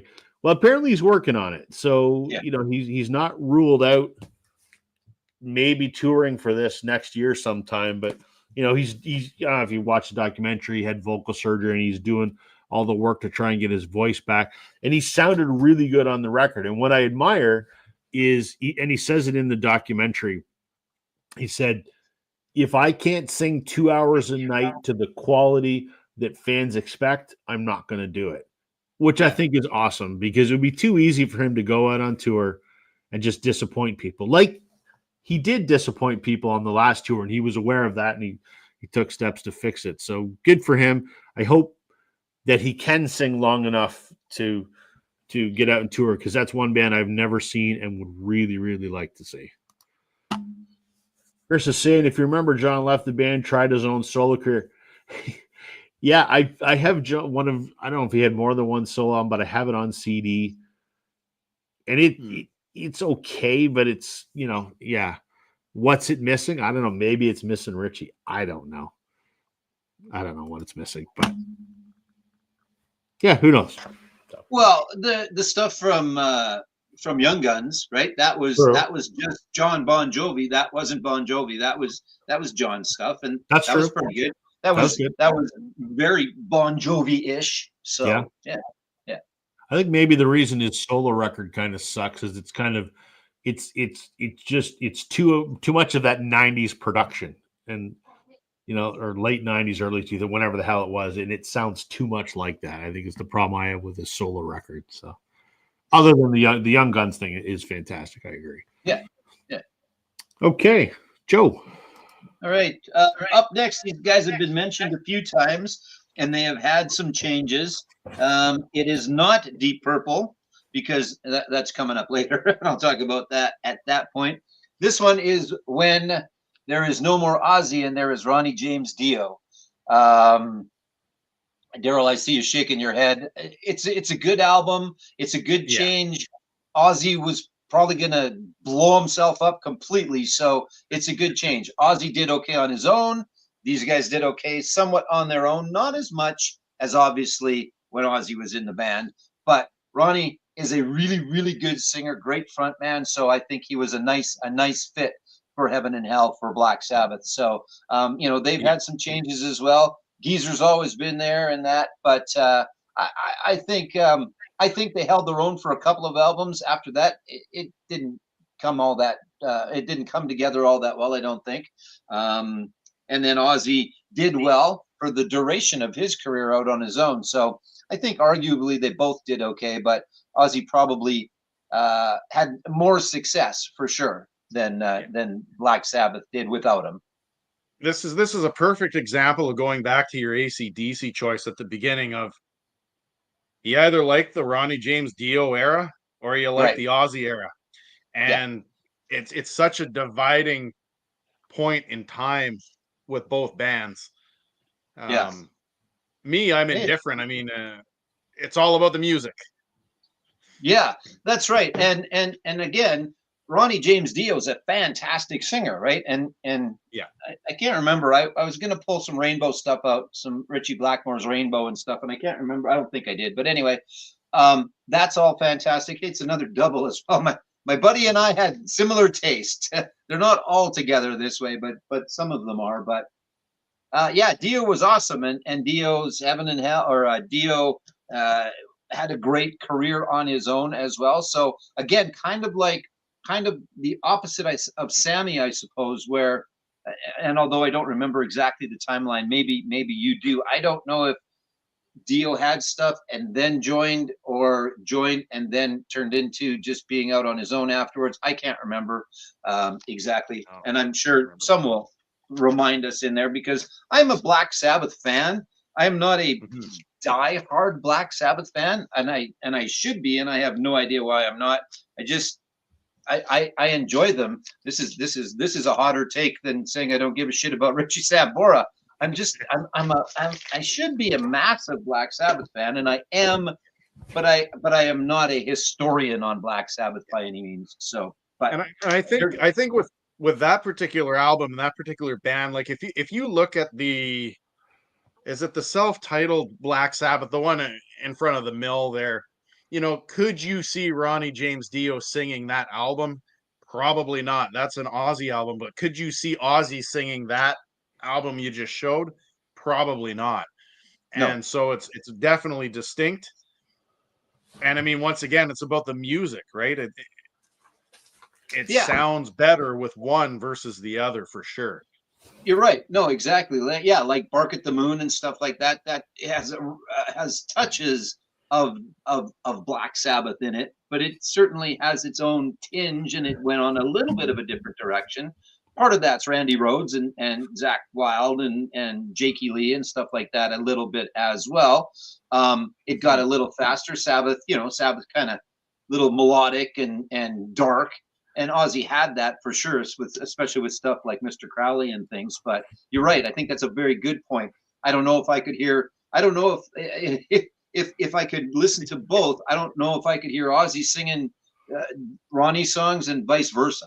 It'd be And I weird. think this is where I digress, going back to that Queen choice that I made earlier. Yeah, I'm not a huge Adam Lambert fan, but I think that in the case of Queen, he really is the, like, if you think about any musician that's out there right now, like, he's probably the only one that could really replace Freddie Mercury. Whereas in this case with Ozzy had his point in time, and you would never see Ronnie James Dio singing the Ozzy versions, but at the same time, you just can't see Ozzy doing the Ronnie portion either. Right. I Whereas with think. Adam Lambert, it's like, bam, that's as close to Freddie Mercury as you're gonna come. Yeah. Good Yeah. point. Good point for sure. Okay. Sorry I missed that, Joe. I had to go tuck the kid in. So It's all good. It was just Ronnie James Dio joining Black Sabbath. So I figured. Okay, Daryl. All right. So this, Joe, this is kind of going to go. I know it's not a lead singer situation, but going back to your AC/DC one, this is a case where with the bass guitarist, and actually I'm going to talk about two bass guitarists, because I think the second bass guitarist kind of got treated like crap later on. And if I say the Napster scandal, you're going to know exactly what band I'm talking about here. yep. But there's the Cliff Burton era with Ride the Lightning and some of those old ones, and the thrash metal and that early 80s thrash metal stuff. And then he dies. I think it was in 1986, and they replace him with Jason Newstat, who I think, in my opinion, this is just me, I always thought he was a superior bass player to that. But then they go, well, now Metallica has sold out with the Black Album.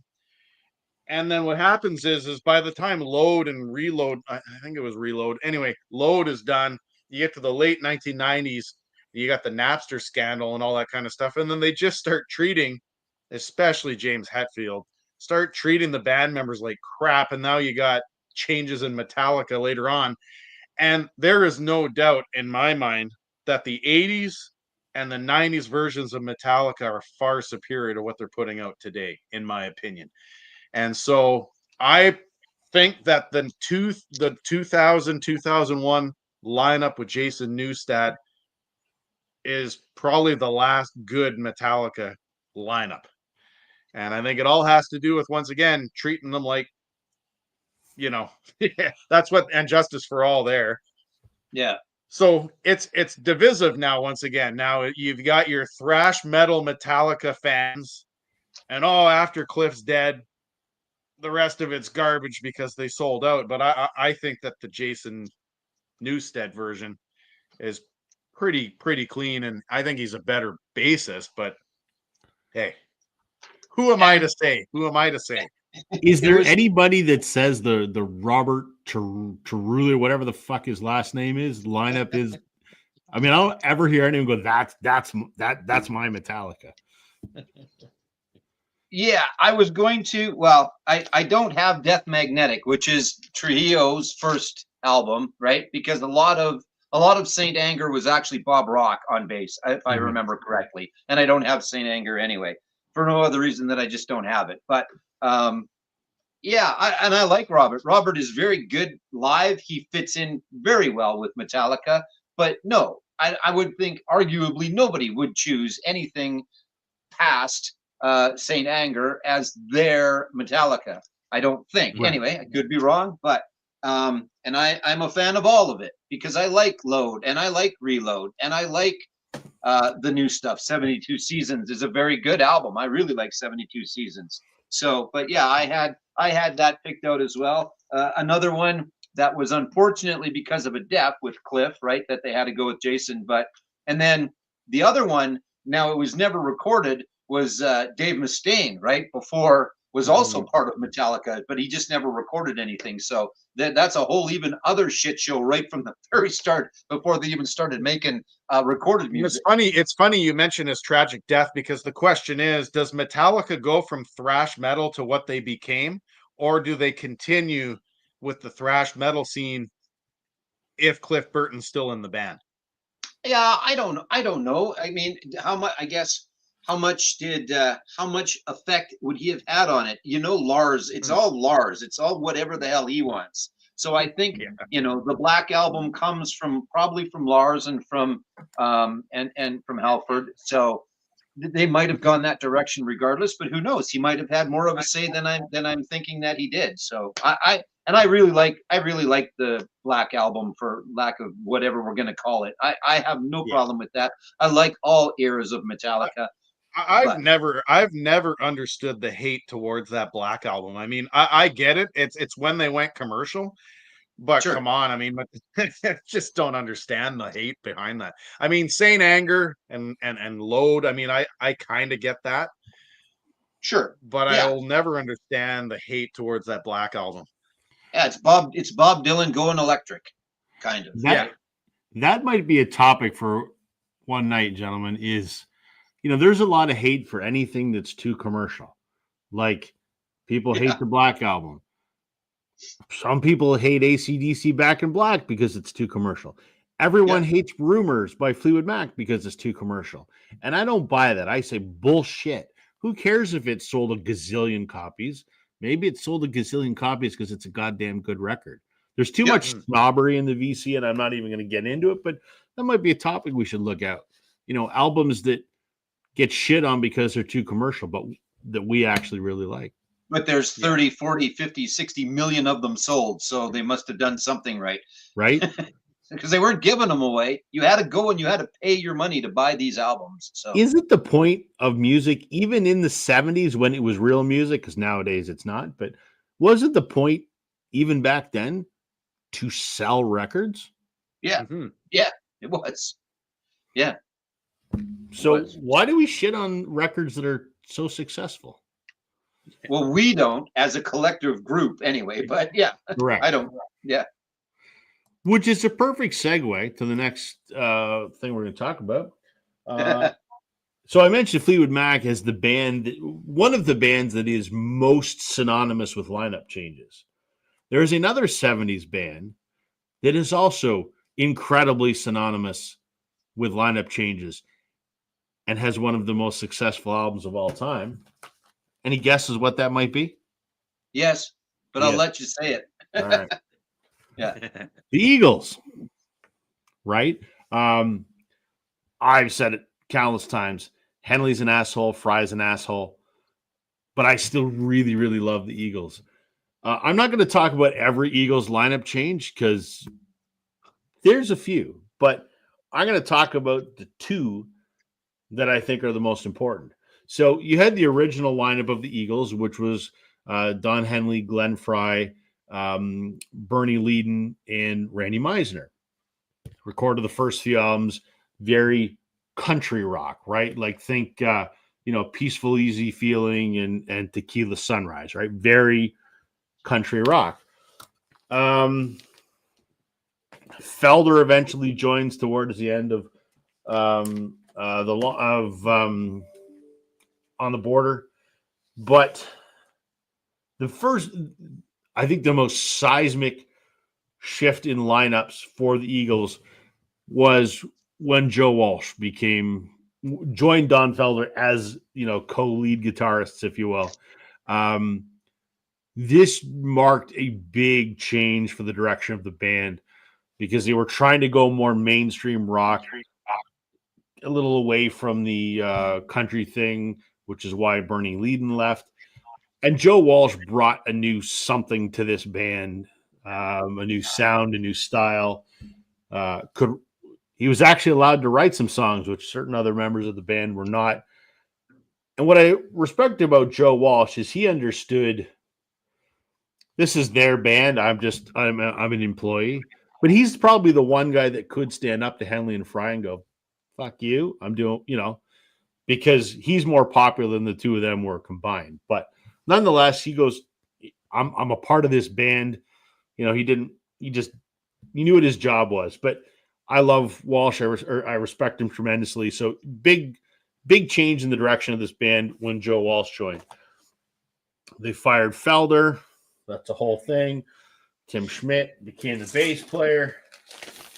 But the other lineup change I want to talk about is Glenn Fry died, unfortunately, unexpectedly, and was replaced by Deacon Fry, his son, and country musician and incredibly underrated guitar player, Vince Gill. When I first heard about that, I was kind of like, this sounds like, a Don Henley cash grab. He wants to keep milking the cow. And that was my opinion for a very long time. Then they put out this Live at the Forum, 2018. There's a 2 LP and there's a 4 LP. And I listened to this and I was wrong. This lineup of the band, really, really good. The Eagles have an embarrassment of wealth when it comes to guitar players. They had Fry and they had Felder and they fired him, which was stupid. They've always had Joe Walsh since Hotel California. Vince Gill, even though he's a country guy, absolutely phenomenal guitar player. And then they had Stuart, what's his name, that was one of their back musicians, also an incredible guitar player. He's had to leave the band because he has cancer. But how do you replace Glenn Fry, who's one of the founders, one of the main singers, one of the main songwriters? Well, you did it with two people. You did it with his son, who kind of sounds like him, and you do it with Vince Gill, who doesn't sound like him, but does those songs justice. And at first I did not like the idea of this version of the Eagles, but it really works. And this kind of goes back to what I said about Adam Lambert and Queen. They're keeping the music going so that people can hear it. It's one thing to listen to it on a record. It's another thing to hear it in person. So Eagles songs, a lot of people hate the Eagles, but you can argue, some of their songs are pretty timeless and are the soundtrack to a lot of people's lives. And if the only chance you get to see them is this version of the band, that's okay, because it still sounds like the Eagles and they're keeping the music alive, even though Henley's putting a lot of that money into his pocket because he's a dickhead. I had a chance to see that lineup. And you are 100% correct on Vince Gill. He sounded, excuse me, like he could have been in the Eagles from the start, because they have so much of that harmonization, right? That's a big part of their sound. He has a phenomenal voice. He fit in perfectly. I have a buddy that's a guitar player. Well, I have a few buddies that are guitar players, but specifically one said he was a little surprised they didn't let him play more because he might have been the best guitar player on the stage, and Joe Walsh was also on the stage. Now, True. again, that's like A and A1 type of I would thing. agree with that statement 100%. Right? Yeah. Joe Walsh So- is my guitar hero, but I agree with what you're saying. Yeah. And Deacon did a really, really good job. Again, he sang his dad's songs, and then Vince sang a couple of the dad songs of Glenn's songs as well.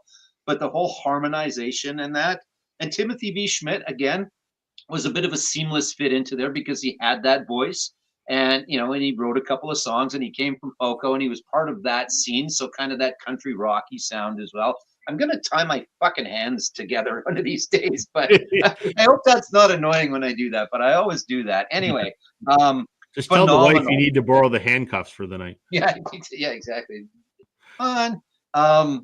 Phenomenal version of. Now, I also got a chance to see before Glenn passed, Me and too. that is something that I'm glad that I got to. But yeah, if you get a chance to see them, arguably, they're still singing. Arguably, some of them are, I think, right? Well, there's It's questions still whether Henley actually is or not. But Right. Yeah. Yeah, exactly. But Vince, like I said, Vince could have been there from the start or any point in the middle, and he would have fit in perfectly fine. So Yep. yeah. Yep. Let's not forget he was in Pure Prairie League, right? Wasn't Right. that him, Amy? Yeah. So You know what this is, Joe? This is a box set sleeve from Vinyl Storage Solutions. it is, isn't it? Yes, It that's is. awesome. Yeah, yeah. That's good. Slip that in there. Yeah. What do we see? What do we see in here? I don't know where about we are here. Chris is saying it doesn't matter what people think, just buy what you want. Amen, man. Amen. Sound Lab Studios, Hotel California is definitely their best. Joe Walsh adds a lot to the band. Can't argue with that. Not my favorite, but I agree. Yes, it is their best. Commercially, their best, and sonically, it's pretty damn fantastic. And I'm a massive Joe Walsh fan. So Yeah. FVA, how you Here- doing, sir? Welcome. There's Hello. another guy too that they grabbed from an existing, that had a bit of a name for himself, right? James Gang was already going at that point, and I'm not sure if his solo stuff, like Joe Walsh, has done so much stuff before the Eagles, during the Eagles, and he'll probably be doing stuff after the Eagles as well. We might talk about James Gang possibly in a few Perfect. minutes. Maybe. We'll see. Good. We'll see. I don't know if I pulled that one or not, but yes, I did. I think That Anyway. was the other thing that was cool. Seeing them is that Joe did a couple of James Gang songs, which was pretty awesome. So Well, let's just mention it briefly now then. So Joe Walsh was part of the James Gang, and I was going to bring up the James Gang as maybe I didn't pull it. James Gang was originally a 5-piece band. Joe Walsh was not the original guitar player. He joined 2 years later, but it was before they recorded their first album. But that's another one of those. If Joe hadn't joined, we wouldn't know who the James Gang is because they wouldn't have got the record deal and they wouldn't have recorded the album. Yeah. So Yeah. important lineup change. They'd eventually go on to be a trio. And they've played a few shows a couple years ago, but Yeah. without Joe joining that band, not saying that he is the band, but he is the ingredient that band needed to get heard. yeah, I agree with that statement. Yeah. Mhm. I'm, like I said, I'm just so glad that they got to do a little bit of their other stuff. Like Don did a couple of his solo albums. Glenn didn't really do much, but I am a huge Eagles fan. And when I saw them live, one of my favorite songs was Funk 49. Yes. And there you go. It was so good. It was great. So And I love that they let Vince Gill do a song, yes. Yep. Exactly. as he should. It's good. Yeah. Yep. Agreed. Great. Okay. John's complaining that he's been virtually. Well, why? Who's is your wife spanking you? We don't need to hear about it, man. We're not slapping you. We love you, man. No, he's saying I've been slapping him with my hand. Oh well. There you go. Check the All right, we'll go around again. Joe. All right. Yeah, we've crossed paths a couple of times in the last little while. So I've got no Metallica to talk about. I've got no Eagles to talk about, but I do have a little band. You can talk about This the Eagles is- if you want. Go for it. No, you covered it perfectly fine. All I mean, the biggest point was going to be this is my original back from 1970. What the hell? 7, 5? Can't remember. The second album I ever bought, and it's this copy of it. So, Do you know a little trivia, Joe? And I may have said this before. Do you know how to tell if it's an Eagles first pressing or not? I don't. I should. You've said it before, but I can't remember at the top of my head. All of the first pressings in the dead wax on both sides, they've written something, and I don't remember what this. They've written like a sentence in the dead wax on all their first pressings. Something in there. Yeah. There you Yeah, go. it's some kind of smart ass thing. I don't remember what it says, but I'll check. It says buy your sleeves from Vinyl Storage Solutions and use promo code Northern 10. That's what it says. In the dead wax of Right. Hotel California. Exactly. This is a band. This album is from 1976. And when I was looking it up today, because I didn't know what album he joined on, this album is from 1976, and it is the 13th studio album already for the Rolling Stones. In 76, that just seems strange, but they started quite early. And then, unlike the Beatles, they kept on going. So that's why. But yeah, this is the album that this guy, Mr. Ronnie Wood, joined the band. He was playing on the tour, the album or the tour before, but this is the band. And I thought they even singled him out, but I think that's Mick over there actually, if I look a little closer. But yeah, this is the album Black and Blue, the album that Ron Wood joined the band. I don't know if the sound changed a whole hell of a lot. I mean, the sound is Mick and Keith, really, for the most part, although Keith not being the lead guitar player, right? But it's good. And look at how young Charlie Watts looks there. And I think he's already 50 at that point. I think. I'm not sure, but great album. And Ron Wood's been fantastic. Back to the Faces and all of that. And Ron, again, another guy that was established. They didn't pluck him out of nowhere and find him and throw him in there. So I don't know if that was the better way to do it, or if there was, or you find the no name. I think the personalities in there, it didn't really matter. It wasn't a bad thing that Ron Wood had a bit of a name for himself already, but it wouldn't have mattered. You could have named anybody and it's still going to be Keith and Mick in the Rolling Stones. Not to say that Charlie or anybody else didn't matter, but the new guitar player wasn't the story. If you would have changed out Keith or Mick, that would have been a story in the Rolling Stones. But yeah, good album. And I like Ronnie Wood, and he's still fathering children at 75 or 78 or whatever the hell he is. I think I thought he had one last year or the year before. I'm not sure. But one of the oddest things on my little sticky note was the 13th album already, and that was only 1976 that the Stones had their 13th album out already. So wow, crazy. Yeah, exactly. I had considered going with the Rolling Stones. I don't have much Rolling Stones, but I was gonna go with the Brian Jones change after he died. Because that was after Beggar's Banquet, which I think I read was the last album he was on. Participated. And then you got a totally different sound in the 70s. I like again, I can't pick specifically a favorite Stones era.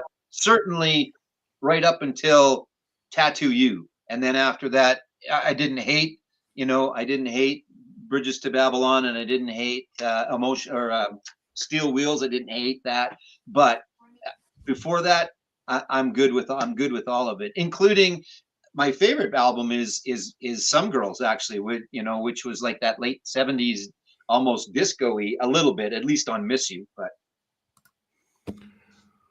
Chris knew you were going to do with the Stones because you always have that poster behind you of the Rolling Stones. I moved it over there now. Getting back to what I was talking about with the Eagles real quick. On Victim of Love is five-piece live is what it says in the dead wax, right? John's pointing out that the long run, the message on one side is never let your monster lay down, and the other side is from the Pollock who sailed north. And then on Greatest Hits, one side says Happy New Year, Glenn, assuming that's probably Glenn Johns, with love from Bill, probably Bill Seismic, however you pronounce his name. I didn't know this. You can tell the Eagles debut first pressings by the back cover, which is essentially the same as the front. Later issues use a band photo. I did not know that. So I guess mine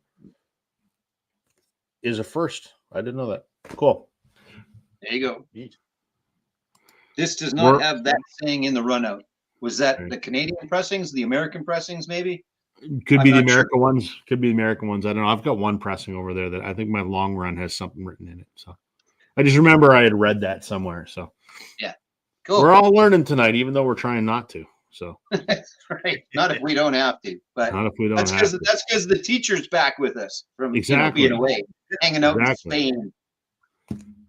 All right. All right, Darryl. so I like that line that you used earlier, Rob, where you said the ingredient that was needed to kind of get the band recognized, and I think that this is a perfect example of that. It's almost funny. I was like, I thought that that was the segue, but I'm going to segue here with that quote of yours. Never. And I think that there's very few bands that implies to, but most specifically, Steve Perry when he was at it. The Journey. I mean, yeah, you've got the red greatest hits and you got the blue greatest hits, and the blue greatest hits is kind of the what happened before Steve Perry. But I mean, Journey really wasn't a famous band until Steve Perry came in 1977, 78. And when he left the band in 1987 or whatever it was, I mean, there's no Journey anymore. Right, so he is the definitive singer for the band. Almost every hit they ever had is with Steve Perry. So you can't really talk about Journey without talking about Steve Perry. I mean, yes, you can, but unless you're a Journey aficionado, I don't think there's too many people that could name a popular Journey track previous to Steve Perry being in the band. So I think that's a definitive change in the lineup. And yeah, on our last episode, I talked about, if there was a song that was going to be my wedding song, it was Faithfully. And I'm a huge Journey fan. I'm a huge Steve Perry fan too when he went solo. So there we go. Can't talk about Journey without talking about Steve.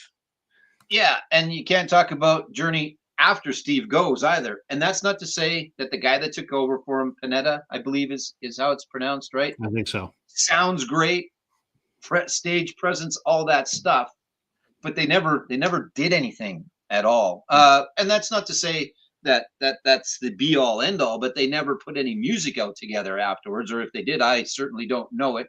Maybe there's a Journey album with the other guys singing on it, but there's not a lot of Journey beforehand, and there's not a lot of Journey after. I mean, if people know the Journey with Steve Perry in it, so yeah, yep. Okay. I'm going to do a lineup change scenario we haven't talked about before. The lineup changed, and it sucked, and then they changed back. How about that? Not too many bands have done that, but these guys did it. Aerosmith. I am a child of the 80s and early 90s, so my Aerosmith is,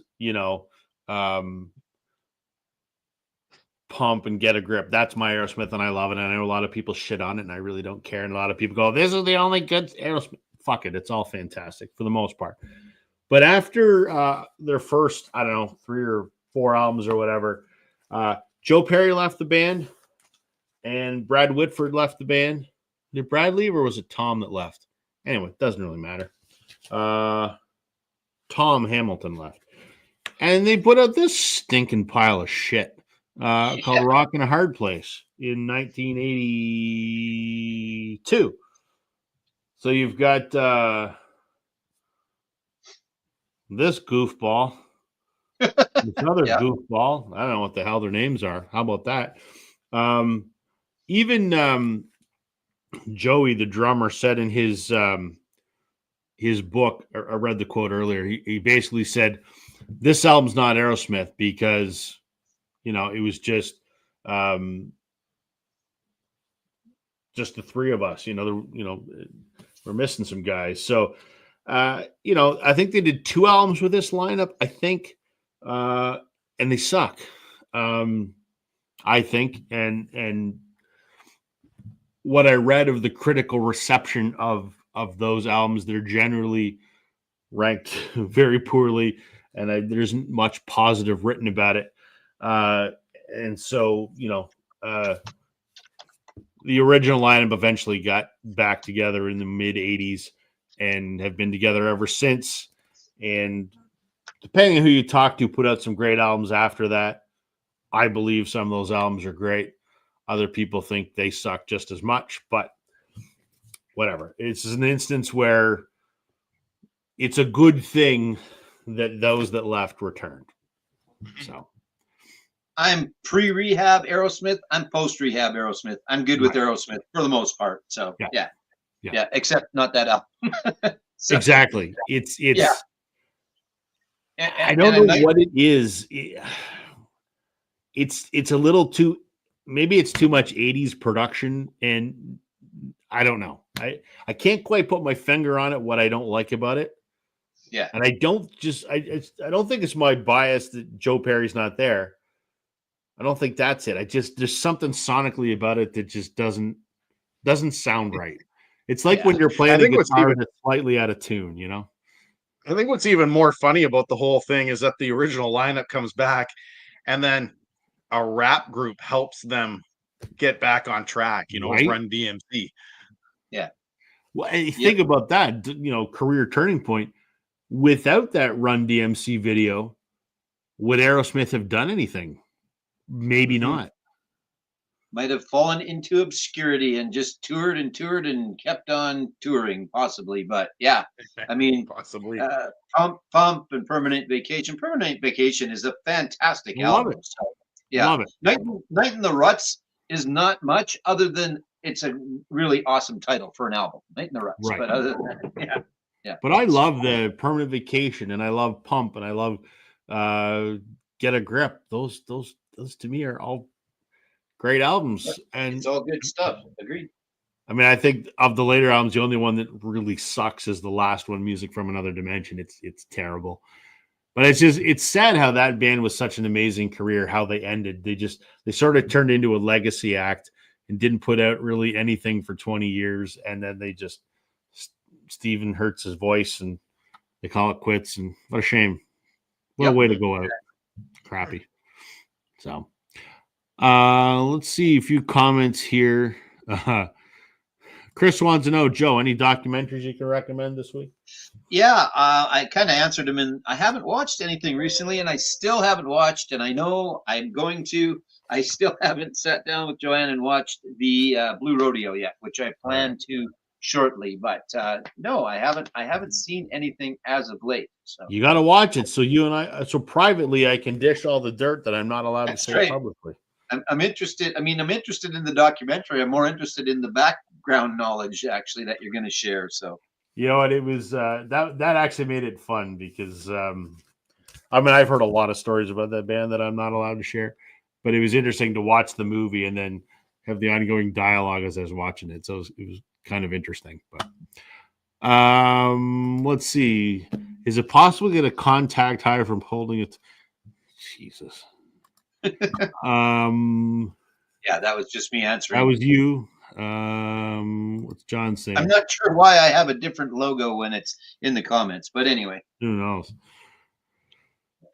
Heartbreakers Beach Party on Paramount is stream. Oh, I didn't know. I would watch that. That's interesting. Yeah, I'd watch that too. Yeah.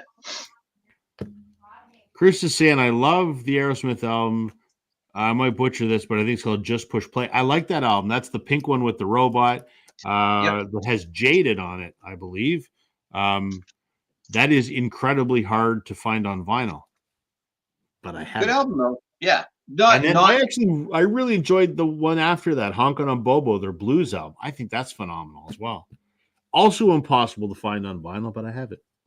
Yeah, there you go. Not bragging or anything. Not that anyone gives a shit because everyone hates Liam. How hard is 9 Lives to find? Easy. I saw it last week at a store. Yeah. That's a good one. That's the one that has I Don't Want to Miss a Thing on it, which was their only number one, which is remarkable when you think of their career. They only had one number one hit. It's crazy. Tons of top 10s and top 5s, but only one number 1. Isn't there a That'd be good. there's a record That'd be sale a good on topic. Yeah. There's a what, Joe? there's a record sale on in your town this weekend, is there not? There is indeed. There is indeed, and I'm going to said record show with MGK Buffalo because he's Awesome. going to be he's here in my town this weekend because his wife's family is here, and we're going to a concert on Sunday. We're going to go see Whitehorse, and Mike and I are going to the record show on Saturday Good. because it's And like we'll have it's like 3 blocks from where his in-laws live, so it's convenient. and there will be a video of it. There will probably be 2 videos. There'll probably one about I'll probably do a video and he'll probably do a video, or we might do one about the show and one about the I don't know. We'll see. But there will be videos. Awesome. Indeed. Good. Indeed, Good. indeed.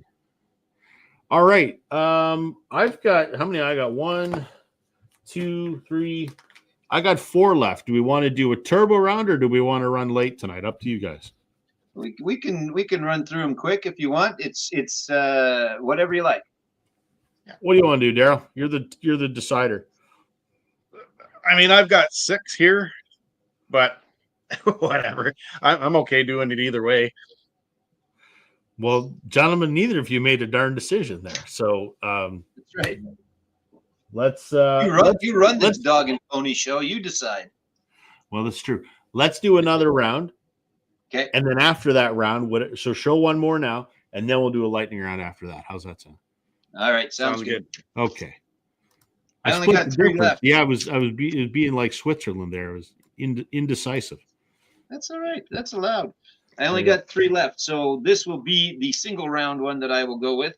And this is the 3rd album. It seemed like it was usually that first or that second album that a lot of the times changed. Neil, right? Again, that was not because there was an issue, but there's been a lot of times where it's been that first or that second. And maybe I have another one somewhere. Oh, yeah, I have another one. Anyway, I'll save it. Regardless, the 3rd album by the band Iron Maiden is when Bruce Dickinson joined the band. And it's one of those that if you don't know, you don't know. It seems like Bruce Dickinson just should have been an Iron Maiden all along. But it wasn't until Nature of the Beast that he joined the band. They had a couple. They had the self-titled and they had Killers before that. Paul Di'Anno, I believe that's pronounced correctly, was the singer. And then Bruce even left for a little while as well. I should know a little bit more about Iron Maiden than I do, but I've never been the encyclopedic knowledge of these bands that others are because it matters to me.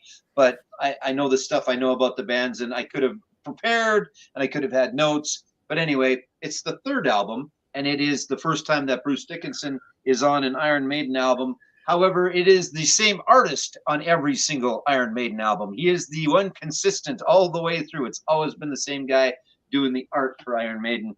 And this is Number of the Beast, and they're still making albums. They made one a little while ago, Harbor of Souls, and I know they've got a new final, possibly, although they're not calling it that, tour coming up, which will be more of a greatest hits than the last time that was out there. So I hope to see them one more time and see a couple of songs I didn't get a chance to see the last time out. And Dickinson still sounds great. The band sounds fantastic. Their drummer actually just called it quits, which also might have been one of the original guys or long-standing Iron Maiden drummer. He is done, but they are going out on tour and still sound really good, still put on a hell of a show. But there you go, Bruce Dickinson joining Iron Maiden on their 3rd album. Okay. Daryl. All right. So this next one might bring a tear to Joe's eye, actually. Might bring a tear to you. Okay. We're not talking about the singer here. We're going to talk about the backing band on this one. And so in 2011, I believe it was, Clarence Clemens passed away, the E Street Band. Right. Fortunately, I mean, you saw them recently, and you said that it was fantastic. And it's his nephew that took over, I think, Correct. for him, eh? I think And at so one we'll go point, Might as well show Bruce Springsteen here, but obviously he's not the band, but the E Street Band. And I mean, that is by far probably one of the most sad moments with the E Street Band. I think the remainder of them, a lot of them are the original members of the E Street Band dating back to the late 70s. And so I figured I would throw that in. I know that it's not a band per se, but it's I mean, without the E Street Band, I mean, Bruce Springsteen, at least in the 80s and the 90s, you got to say, I mean, they have a big impact there. I would argue they are a band. I mean, they on Yeah. their own have been inducted into the Rock and Roll Hall of Fame. That makes you a band in my books. Yeah. If you watch the latest special that Bruce did with Howard Stern, and he had the band with him, for some reason Steve wasn't there, but it was like a 2-hour interview. He's done a couple of them, but the most recent one, when the band's there, they ask Clarence's nephew about how he became, how he became the replacement for his uncle, and it's actually a pretty neat story. So check it out. Mm-hmm. Both of the big 2-hour Stern interviews with Bruce are phenomenal. You should watch both of them. So, do you have another? Oh, yeah, it's a good. My turn now, right? Yeah, it's my turn. Shit, I almost made it to the end of the night before I screwed up who was doing what. So, yeah, damn it. And Vaginal corrected me. It was not Book of Souls, was not the last one, and I don't even know what I called it because it doesn't sound like I called it that either. But I knew what I meant as far as the album goes. But yeah, sorry, didn't mean to interrupt you, but yeah, All good. Want to point out the correctness. I never have a problem with being corrected. So.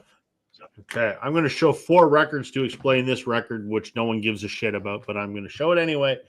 And this is Canadian content, and since we're an all-Canadian panel, I'm going to do it. And also because I'm the host and I can do what I want. Sorry. It's a Rob-tocracy here, so. You guys have heard me talk about these guys a lot. The Sadies, I love them.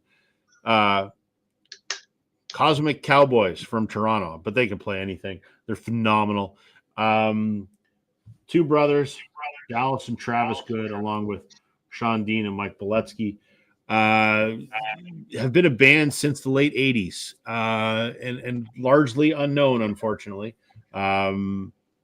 because they're incredible. I've seen them a bunch of times. I was privileged enough to see them play in a restaurant in my hometown, and there was 20 people in this restaurant. And I'm like, I got to see the Sadies in front of, with 20 people. It was amazing. That's 5 feet away from. It's incredible. But anyway, a couple years ago, Dallas, the one brother, and also the main songwriter and the singer, died unexpectedly. He had a heart condition that they didn't know about until weeks before his passing, and he unfortunately passed away. It was a big shock to those in the Canadian music scene. So what did they do? Well, they carried on. And they carried on as a 3-piece, which is interesting because his older brother, right there, Travis, I get the impression from having seen them many times, and I've met all these guys and talked to them. He's kind of shy, and he's not really cut out to be a front man, but he stepped up and he took over sort of the front man duties, and they toured as a threesome. It's funny. He's like 7 feet tall, and I think he's scary as fuck, but he's absolutely the sweetest man when you talk to him. He's so nice. A side note. So they continue on as a 3-piece. And then we get news last year that they're going to put out another album. And I was blown away. And they have a new frontman. It's kind of like a Queen and Adam Lambert scenario. So it's the Sadies and a guy named Rick White. And I'll show it in a second. But Rick White is a rock singer from Moncton, New Brunswick, sort of indie rock kind of thing. And he was roommates with Dallas at one point in time. But where their music collaboration started, and I'm going off on a long winding rant, but I can do that. There's a group called The Unintended, and they put out one album. And it's Rick White with his friends, the Sadies, and then Greg from Blue Road. And they put out this awesome rock record in the early aughts. And then after Dallas died, Rick puts out this record called Rick White Plays the Sadies. And it's him covering the Sadies songs and they sound amazing. And I think that's what led the Sadies to go, hey, you should tour with us, and then let's record an album. So they did record an album called Rick White and the Sadies, and it sounds very much like the Sadies, but leaning a little more rock and a little less country rock. It's very, very, very good. But I'm going to show this because this just came out a few months ago and got no press whatsoever, and you'll never see it in record stores, but they just put out a live album. Rick White and the Sadies at the Great Hall, which is, I think that's in Toronto or London, I don't know. September 6th, 2024. So a live album with Rick White and the Sadies, and it is phenomenal. So a band no one on watching cares about except for me. Somebody died and they found a cool replacement that brings his own flavor to the band, but still honors the band, and it's just done really, really well. Sorry to take so long for something that no one gives a shit about. Not at all. No, not at all. I don't know. Are the Good Brothers, the original Good Brothers, their dad, right? I don't know. Their dad and their uncle. Yep. Yeah, I don't know if they're still playing or not. They are. They were my 80s country-ish Canadian band. Played a lot of them at the radio station because there was only so many country Canadian bands. So yeah, I played a lot of the Good Brothers back in the day. There is a Sadies live album called Live in Concert Volume 1, where it's kind of like The Last Waltz. The first disc it starts off with just the Sadies, then it's the Sadies and the Good Brothers for the second half of the first disc, and then the second disc is the Sadies and all of their famous friends like Blue Rodeo and Nico Case and a host of other people. It's absolutely incredible, but that's where you're going to get the Sadies playing with the Good Brothers. It's cool. Good. We got part of that collection. I meant to send it to you. We got 2 or 3 of Nico's albums, actually. There's one where it's actually got the tattoos are still in it and stuff. The fake tattoo or the crayon tattoos. But yeah, I've got that one. I'm still looking for, she's got one called Middle Cyclone. It's got her on the hood of a car. I have it on CD, but I'm looking for that one on vinyl. And then she did another really good one called there's Nico Case and her boyfriends, which is the Sadies, and then there's Furnace Room Lullabies, which is another good one. If you ever see those, grab them because they're phenomenal. I'll have to look. I can't remember. All I remember is the one with the tattoos in it, which that was it. So but I think there was a couple in that collection. So no Sadies. Vaginal's pointing out that the Sadies did an album with my boy Gord Downey. That's funny because as much as I appreciate how important Gord Downey is, I can't stand Gord Downey's voice, and I know that's a wildly unpopular opinion. But yes, they did an album with Gord Downey for sure. I don't have it because I don't like Gord Downey. Gord Downey's voice to me is just like Bob Dylan's voice. I just can't do it. And I hope they don't take my Canadian passport away because I said that. They might. Yeah. They might. That's pretty sacrilegious. All right, let's do a I say turbo round, but just show the rest of what you got, because if you pull it, you got to show it. That's right. All right, here we go. I'll look up those Nico Case later. Deep Purple, they came up earlier. Ian Gillan. This is the first one that he's on, but then more so later with In Rock and of course Machine Head. But it was the 4th album.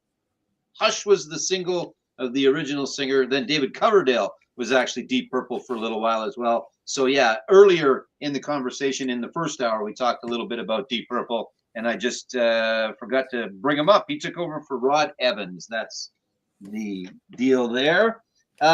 This is one that might surprise a few. I don't know, maybe not. But this album is actually the first album by Nirvana, which is Bleach, and does not feature one Dave Grohl on the album. He was not the drummer of choice on this album. He didn't come around till this little one that people probably know about. But so yeah, there's a lineup change. That I think was for artistic differences. And there was actually 2 guys, but the one that's on here is Chad Channing was the drums on Bleach, but then Dave Grohl took over for Nirvana. And here's a little Canadian content to finish it off. I listened to this album today, and even Joanne came down and listened for a little bit because she loves Prism. It is Prism and the second album from the band with See Forever Eyes. it wasn't obviously Ron Tabak that was replaced, but it was Al Harlow, who became a big songwriter for Prism afterwards. He wrote a lot of their songs, Young and Restless. He wrote a lot of the songs on here, but he was not on that first album.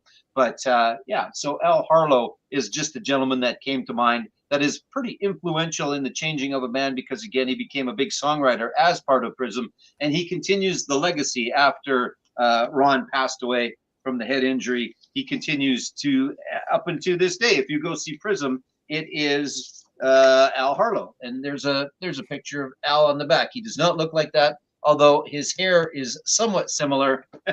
I'm not sure if it's all his own hair, but his hair is somewhat similar to that. So a little Canadian content to finish it off. The second Prism album featuring Al Harlow. There you go. All right. Good one. Okay. It's Daryl. funny you brought up Nirvana there, Joe, because I mean, I don't have any albums in my collection, but Red Hot Chili Peppers is kind of a similar situation where the original drummer died and then Chad Smith takes over. And then the rest is history. Yeah, there's been a lot of times where, I mean, unfortunately, it's been a passing of originals that they had to go out and find someone. And then there's other times where it's like, well, you're an idiot. We don't want you around anymore, so go away. And or we're the idiots in some cases as well. But I digress. Your turn, sir. Yeah, it's okay. All right. So I think I've got like 4 or 5 here. First one I'm going to show. I've actually never shown this on my channel. I've never shown it on here. Pink Floyd. I mean, you can't talk about Pink Floyd without talking about Syd Barrett. You know, he goes through, you know, his mental challenges and stuff like that. And then you got the David Gilmour era, and the rest is history. Probably the most commercially successful album by far. Maybe, I guess, Darker Side of the Moon, but I'm more preferable to this. I might get thrown out of Pink Floyd history, though, for saying that. Everybody seems to like Dark Side more than anything else, but I'm more Division Bell and that, which that's going to kill someone. All right, this is my daughter's album. I have my own album, but this is my daughter's album. I don't think that Duran Duran is Duran Duran without Simon Le Bon. Previous to Simon Le Bon, I mean, name me 5 songs by Duran Duran, you're not going to be able to. Simon Le Bon, there you go, when he joins the band. This one you mentioned earlier, Joe, but I'm going to go with the David Lee Roth era of the band and the change. I mean, once again, you're either David Lee Roth, you're the era before David Lee Roth, or you are after David Lee Roth. So personally, I like the David Lee Roth era, but I like the Sammy Hagar as well. I would be hard pressed to find a Gary Cherone era Van Halen fan, though. I think that might be a tough find. There was the one album, right? But anyway, for sure. I've got 2 more. This last one is Canadian content, but I would say the last 2 albums by this band after they fired a couple of the members, nobody remembers them. They met with completely lack of any success whatsoever. And the change to the Guess Who at the very end was to the detriment of the Guess Who. They fired them. I don't know exactly why. I think some of it was undisclosed. Then my last one is the Beach Boys. This is just the greatest hits album, but I mean, what's his name? Mike Love, is that what his name is? Yeah. That era of the Beach Boys, Kokomo and all that. I mean, that is we've talked about this before, where that is a divisive part of the Beach Boys. That's a big change. You've even said it yourself, I think, Rob, where you're like, it's just Mike Love pretending to be the Beach Boys. Yep. Right. Yep. But you know, well, Sam was going to be on here tonight, and Sam is the Beach. I know Sam's watching right now. Here he is. Yeah. He is the Beach Boy expert. And Sam said to me earlier when we were texting, he goes, "You could do an entire episode just on Beach Boys lineup changes." And absolutely you can. I think there's more people that have been in the Beach Boys than haven't been in the Beach Boys. So you got Sam wasn't here to go over that, but yeah. That was your last one, right? That was my last one, yeah. I was going to say with the Guess Who, you talked about they fired the last 2 original guys. The point I was going to make about it is I don't really care whether Gary Peterson or Kurt Winter or any of the don't give a shit. The Guess Who is Burton Cummings and Randy Bachman. And when Bachman has his falling out with Cummings and he decides to leave because he doesn't really like the partying lifestyle, because I think was a Mormon or whatever it was. He had difference in lifestyles than what Cummings did at the time. He wanted to party it up like a rock star, and he left. And that's kind of a demarcation point for the band, because they lose one of their principal songwriters and they lose arguably one of the best guitar players of the era. So yeah, Burton still wrote some good songs. I mean, there's some very good post Randy Bachman songs, but nothing as good as what they wrote together, right? So, you're not going to get, No Sugar Tonight, New Mother Nature, or No Time, or, Laughing, or, Undone, like those early ones that they wrote together.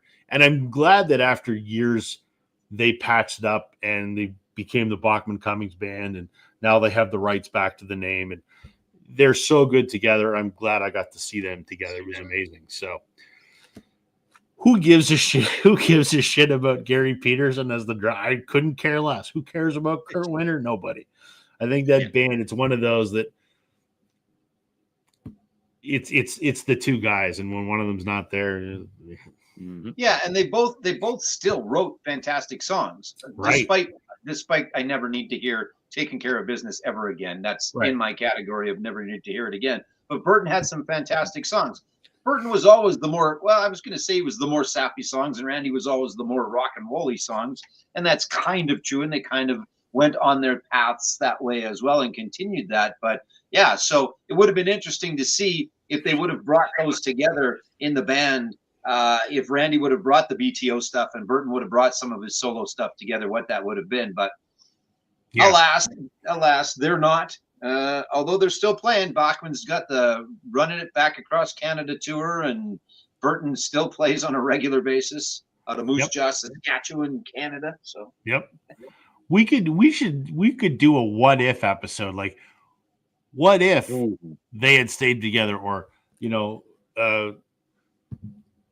let's mull that over, guys. It'd be kind of a what if Kurt Cobain hadn't died, right? Yeah. It's interesting. We'll ponder that. Yeah, definitely. Okay, I got two here. Cool. And we'll wrap it up. Okay, we got to go with this.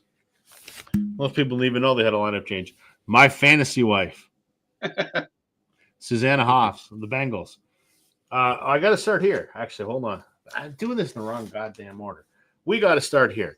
This is Doll Revolution. So the Bengals broke up in the late 80s for various reasons, but because, I think part of the band was a little too sour that Susanna became, the most popular of the group, not by her own choice, but, for various reasons.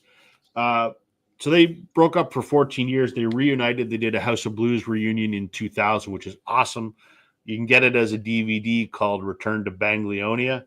I have the audio of it. It's amazing. But then they got in the studio and they put out this album in 2003 called Doll Revolution. This is the limited edition numbered pressing from Record Store Day. But this is the original lineup. So you have Debbie Peterson, Michael Steele, Susanna Hoffs, and Vicky Peterson. They reunited. And this is actually a good album. I like it. Doll Revolution comes from the first song, which is Tear Off Your Own Head, which is a cover of an Elvis Costello song, which they do a great version of.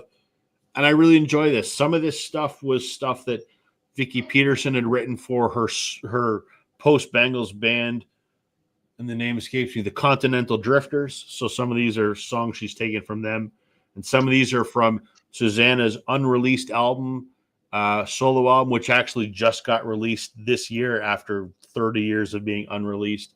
But it's still really good, and it sounds like the Bengals, and it's fantastic.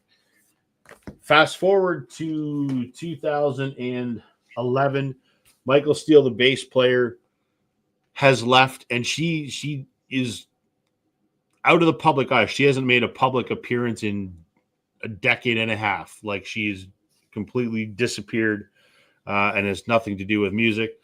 But the three remaining Bengals put out this album called Sweetheart of the Sun. It's okay. It's okay. It's missing a little something.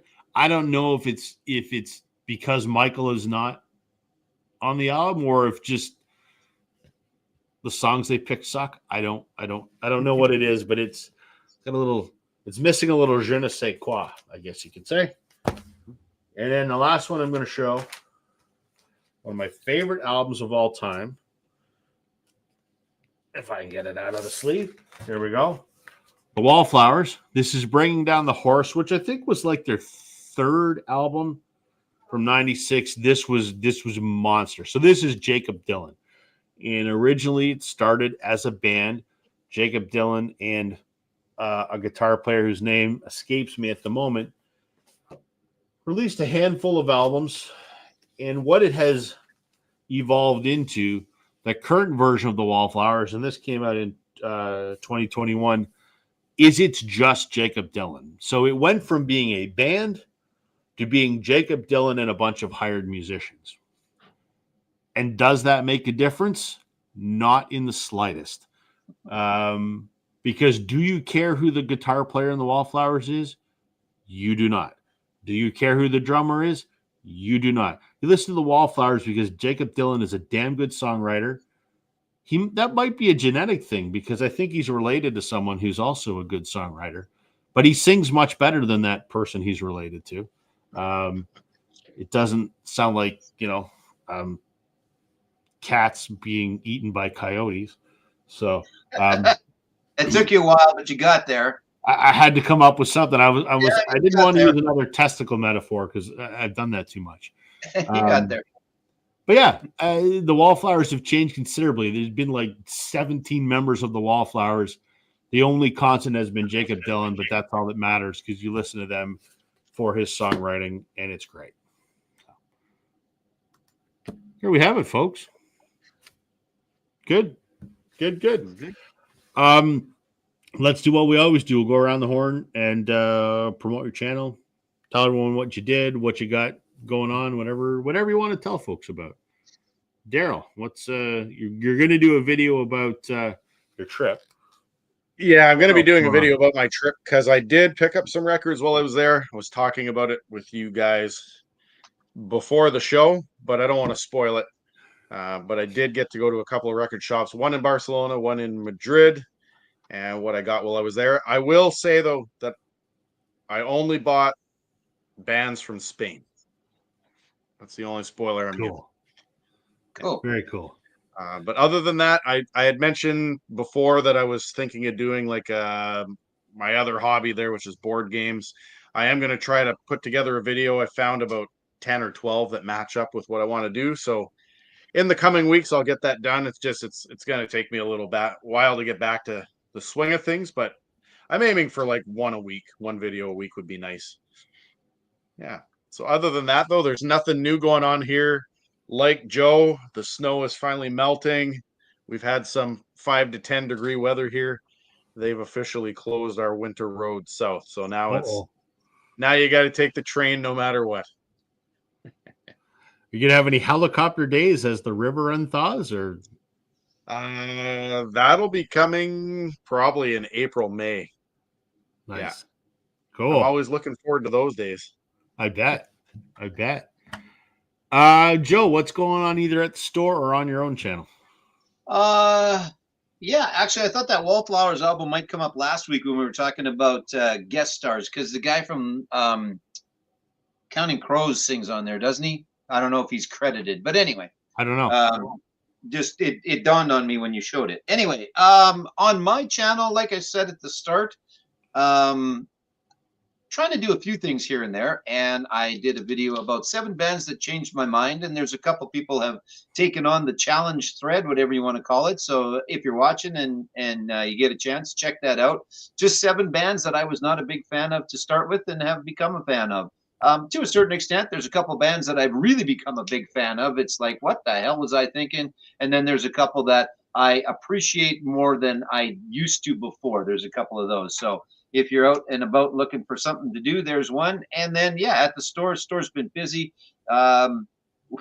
We bought a couple hundred albums last week, and then we might buy another 250 this coming week as well. So trying to keep the new stock as much as we can, but I don't want to keep buying a whole bunch, so we just end up with a bunch of bins full of stuff that maybe nobody's looking for, because I don't really know who is looking for what. But want to try and keep that down to a dull war. Plus, the bins are kind of full well, they're not as full as they were last Saturday. We sold a whole crap load of records in a week. Actually, it exceeded my expectations. It was pretty awesome. So thanks if anybody here watching.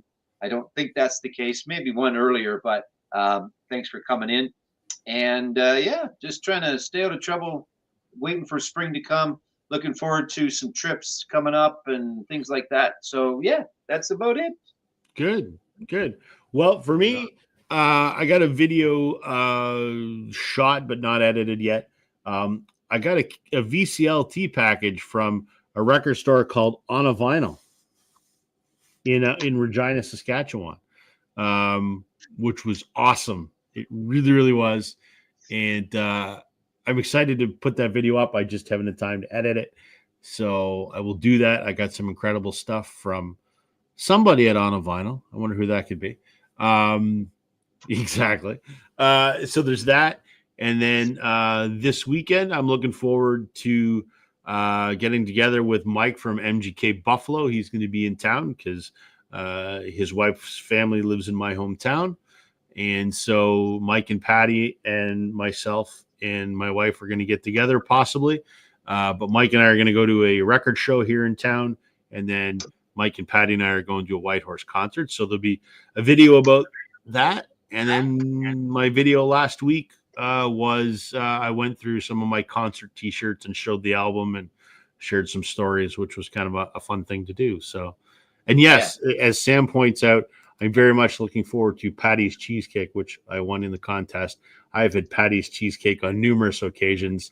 The benefits of being in her hometown, I get it frequently, and it's amazing. So I think if you were to go, I think there's got to be somewhere that you can go and get the right proper packaging that you can share that cheesecake with others. No. Fine. Okay. Nope. I Joe, tried.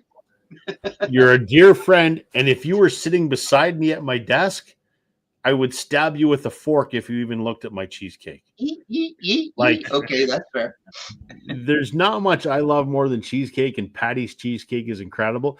There's actually a video on my channel from like a year and a half ago. I was supposed to get together with Mike. He brought me cheesecake because I had COVID, so I couldn't see them. So literally, Mike knocked on my door, put the cheesecake on my porch, and then stood at the end of my sidewalk by my garage. And I opened the door. We had a conversation through the door, and then I actually did a taste testing video of Patty's Cheesecake, and it was awesome. So I'm very much looking forward to that. So that's fantastic. That's good. That's where we're at. So thanks everybody. To all the folks in the comments section, thanks for joining us tonight. We love interacting with you. And for all those who are going to watch this later, thank you. We appreciate you spending a couple hours with us. Gentlemen, it's been fun as always, and we will see you next week. A pleasure. Thanks so much. Take care, everybody. All right. Good night, Always folks. a fun time.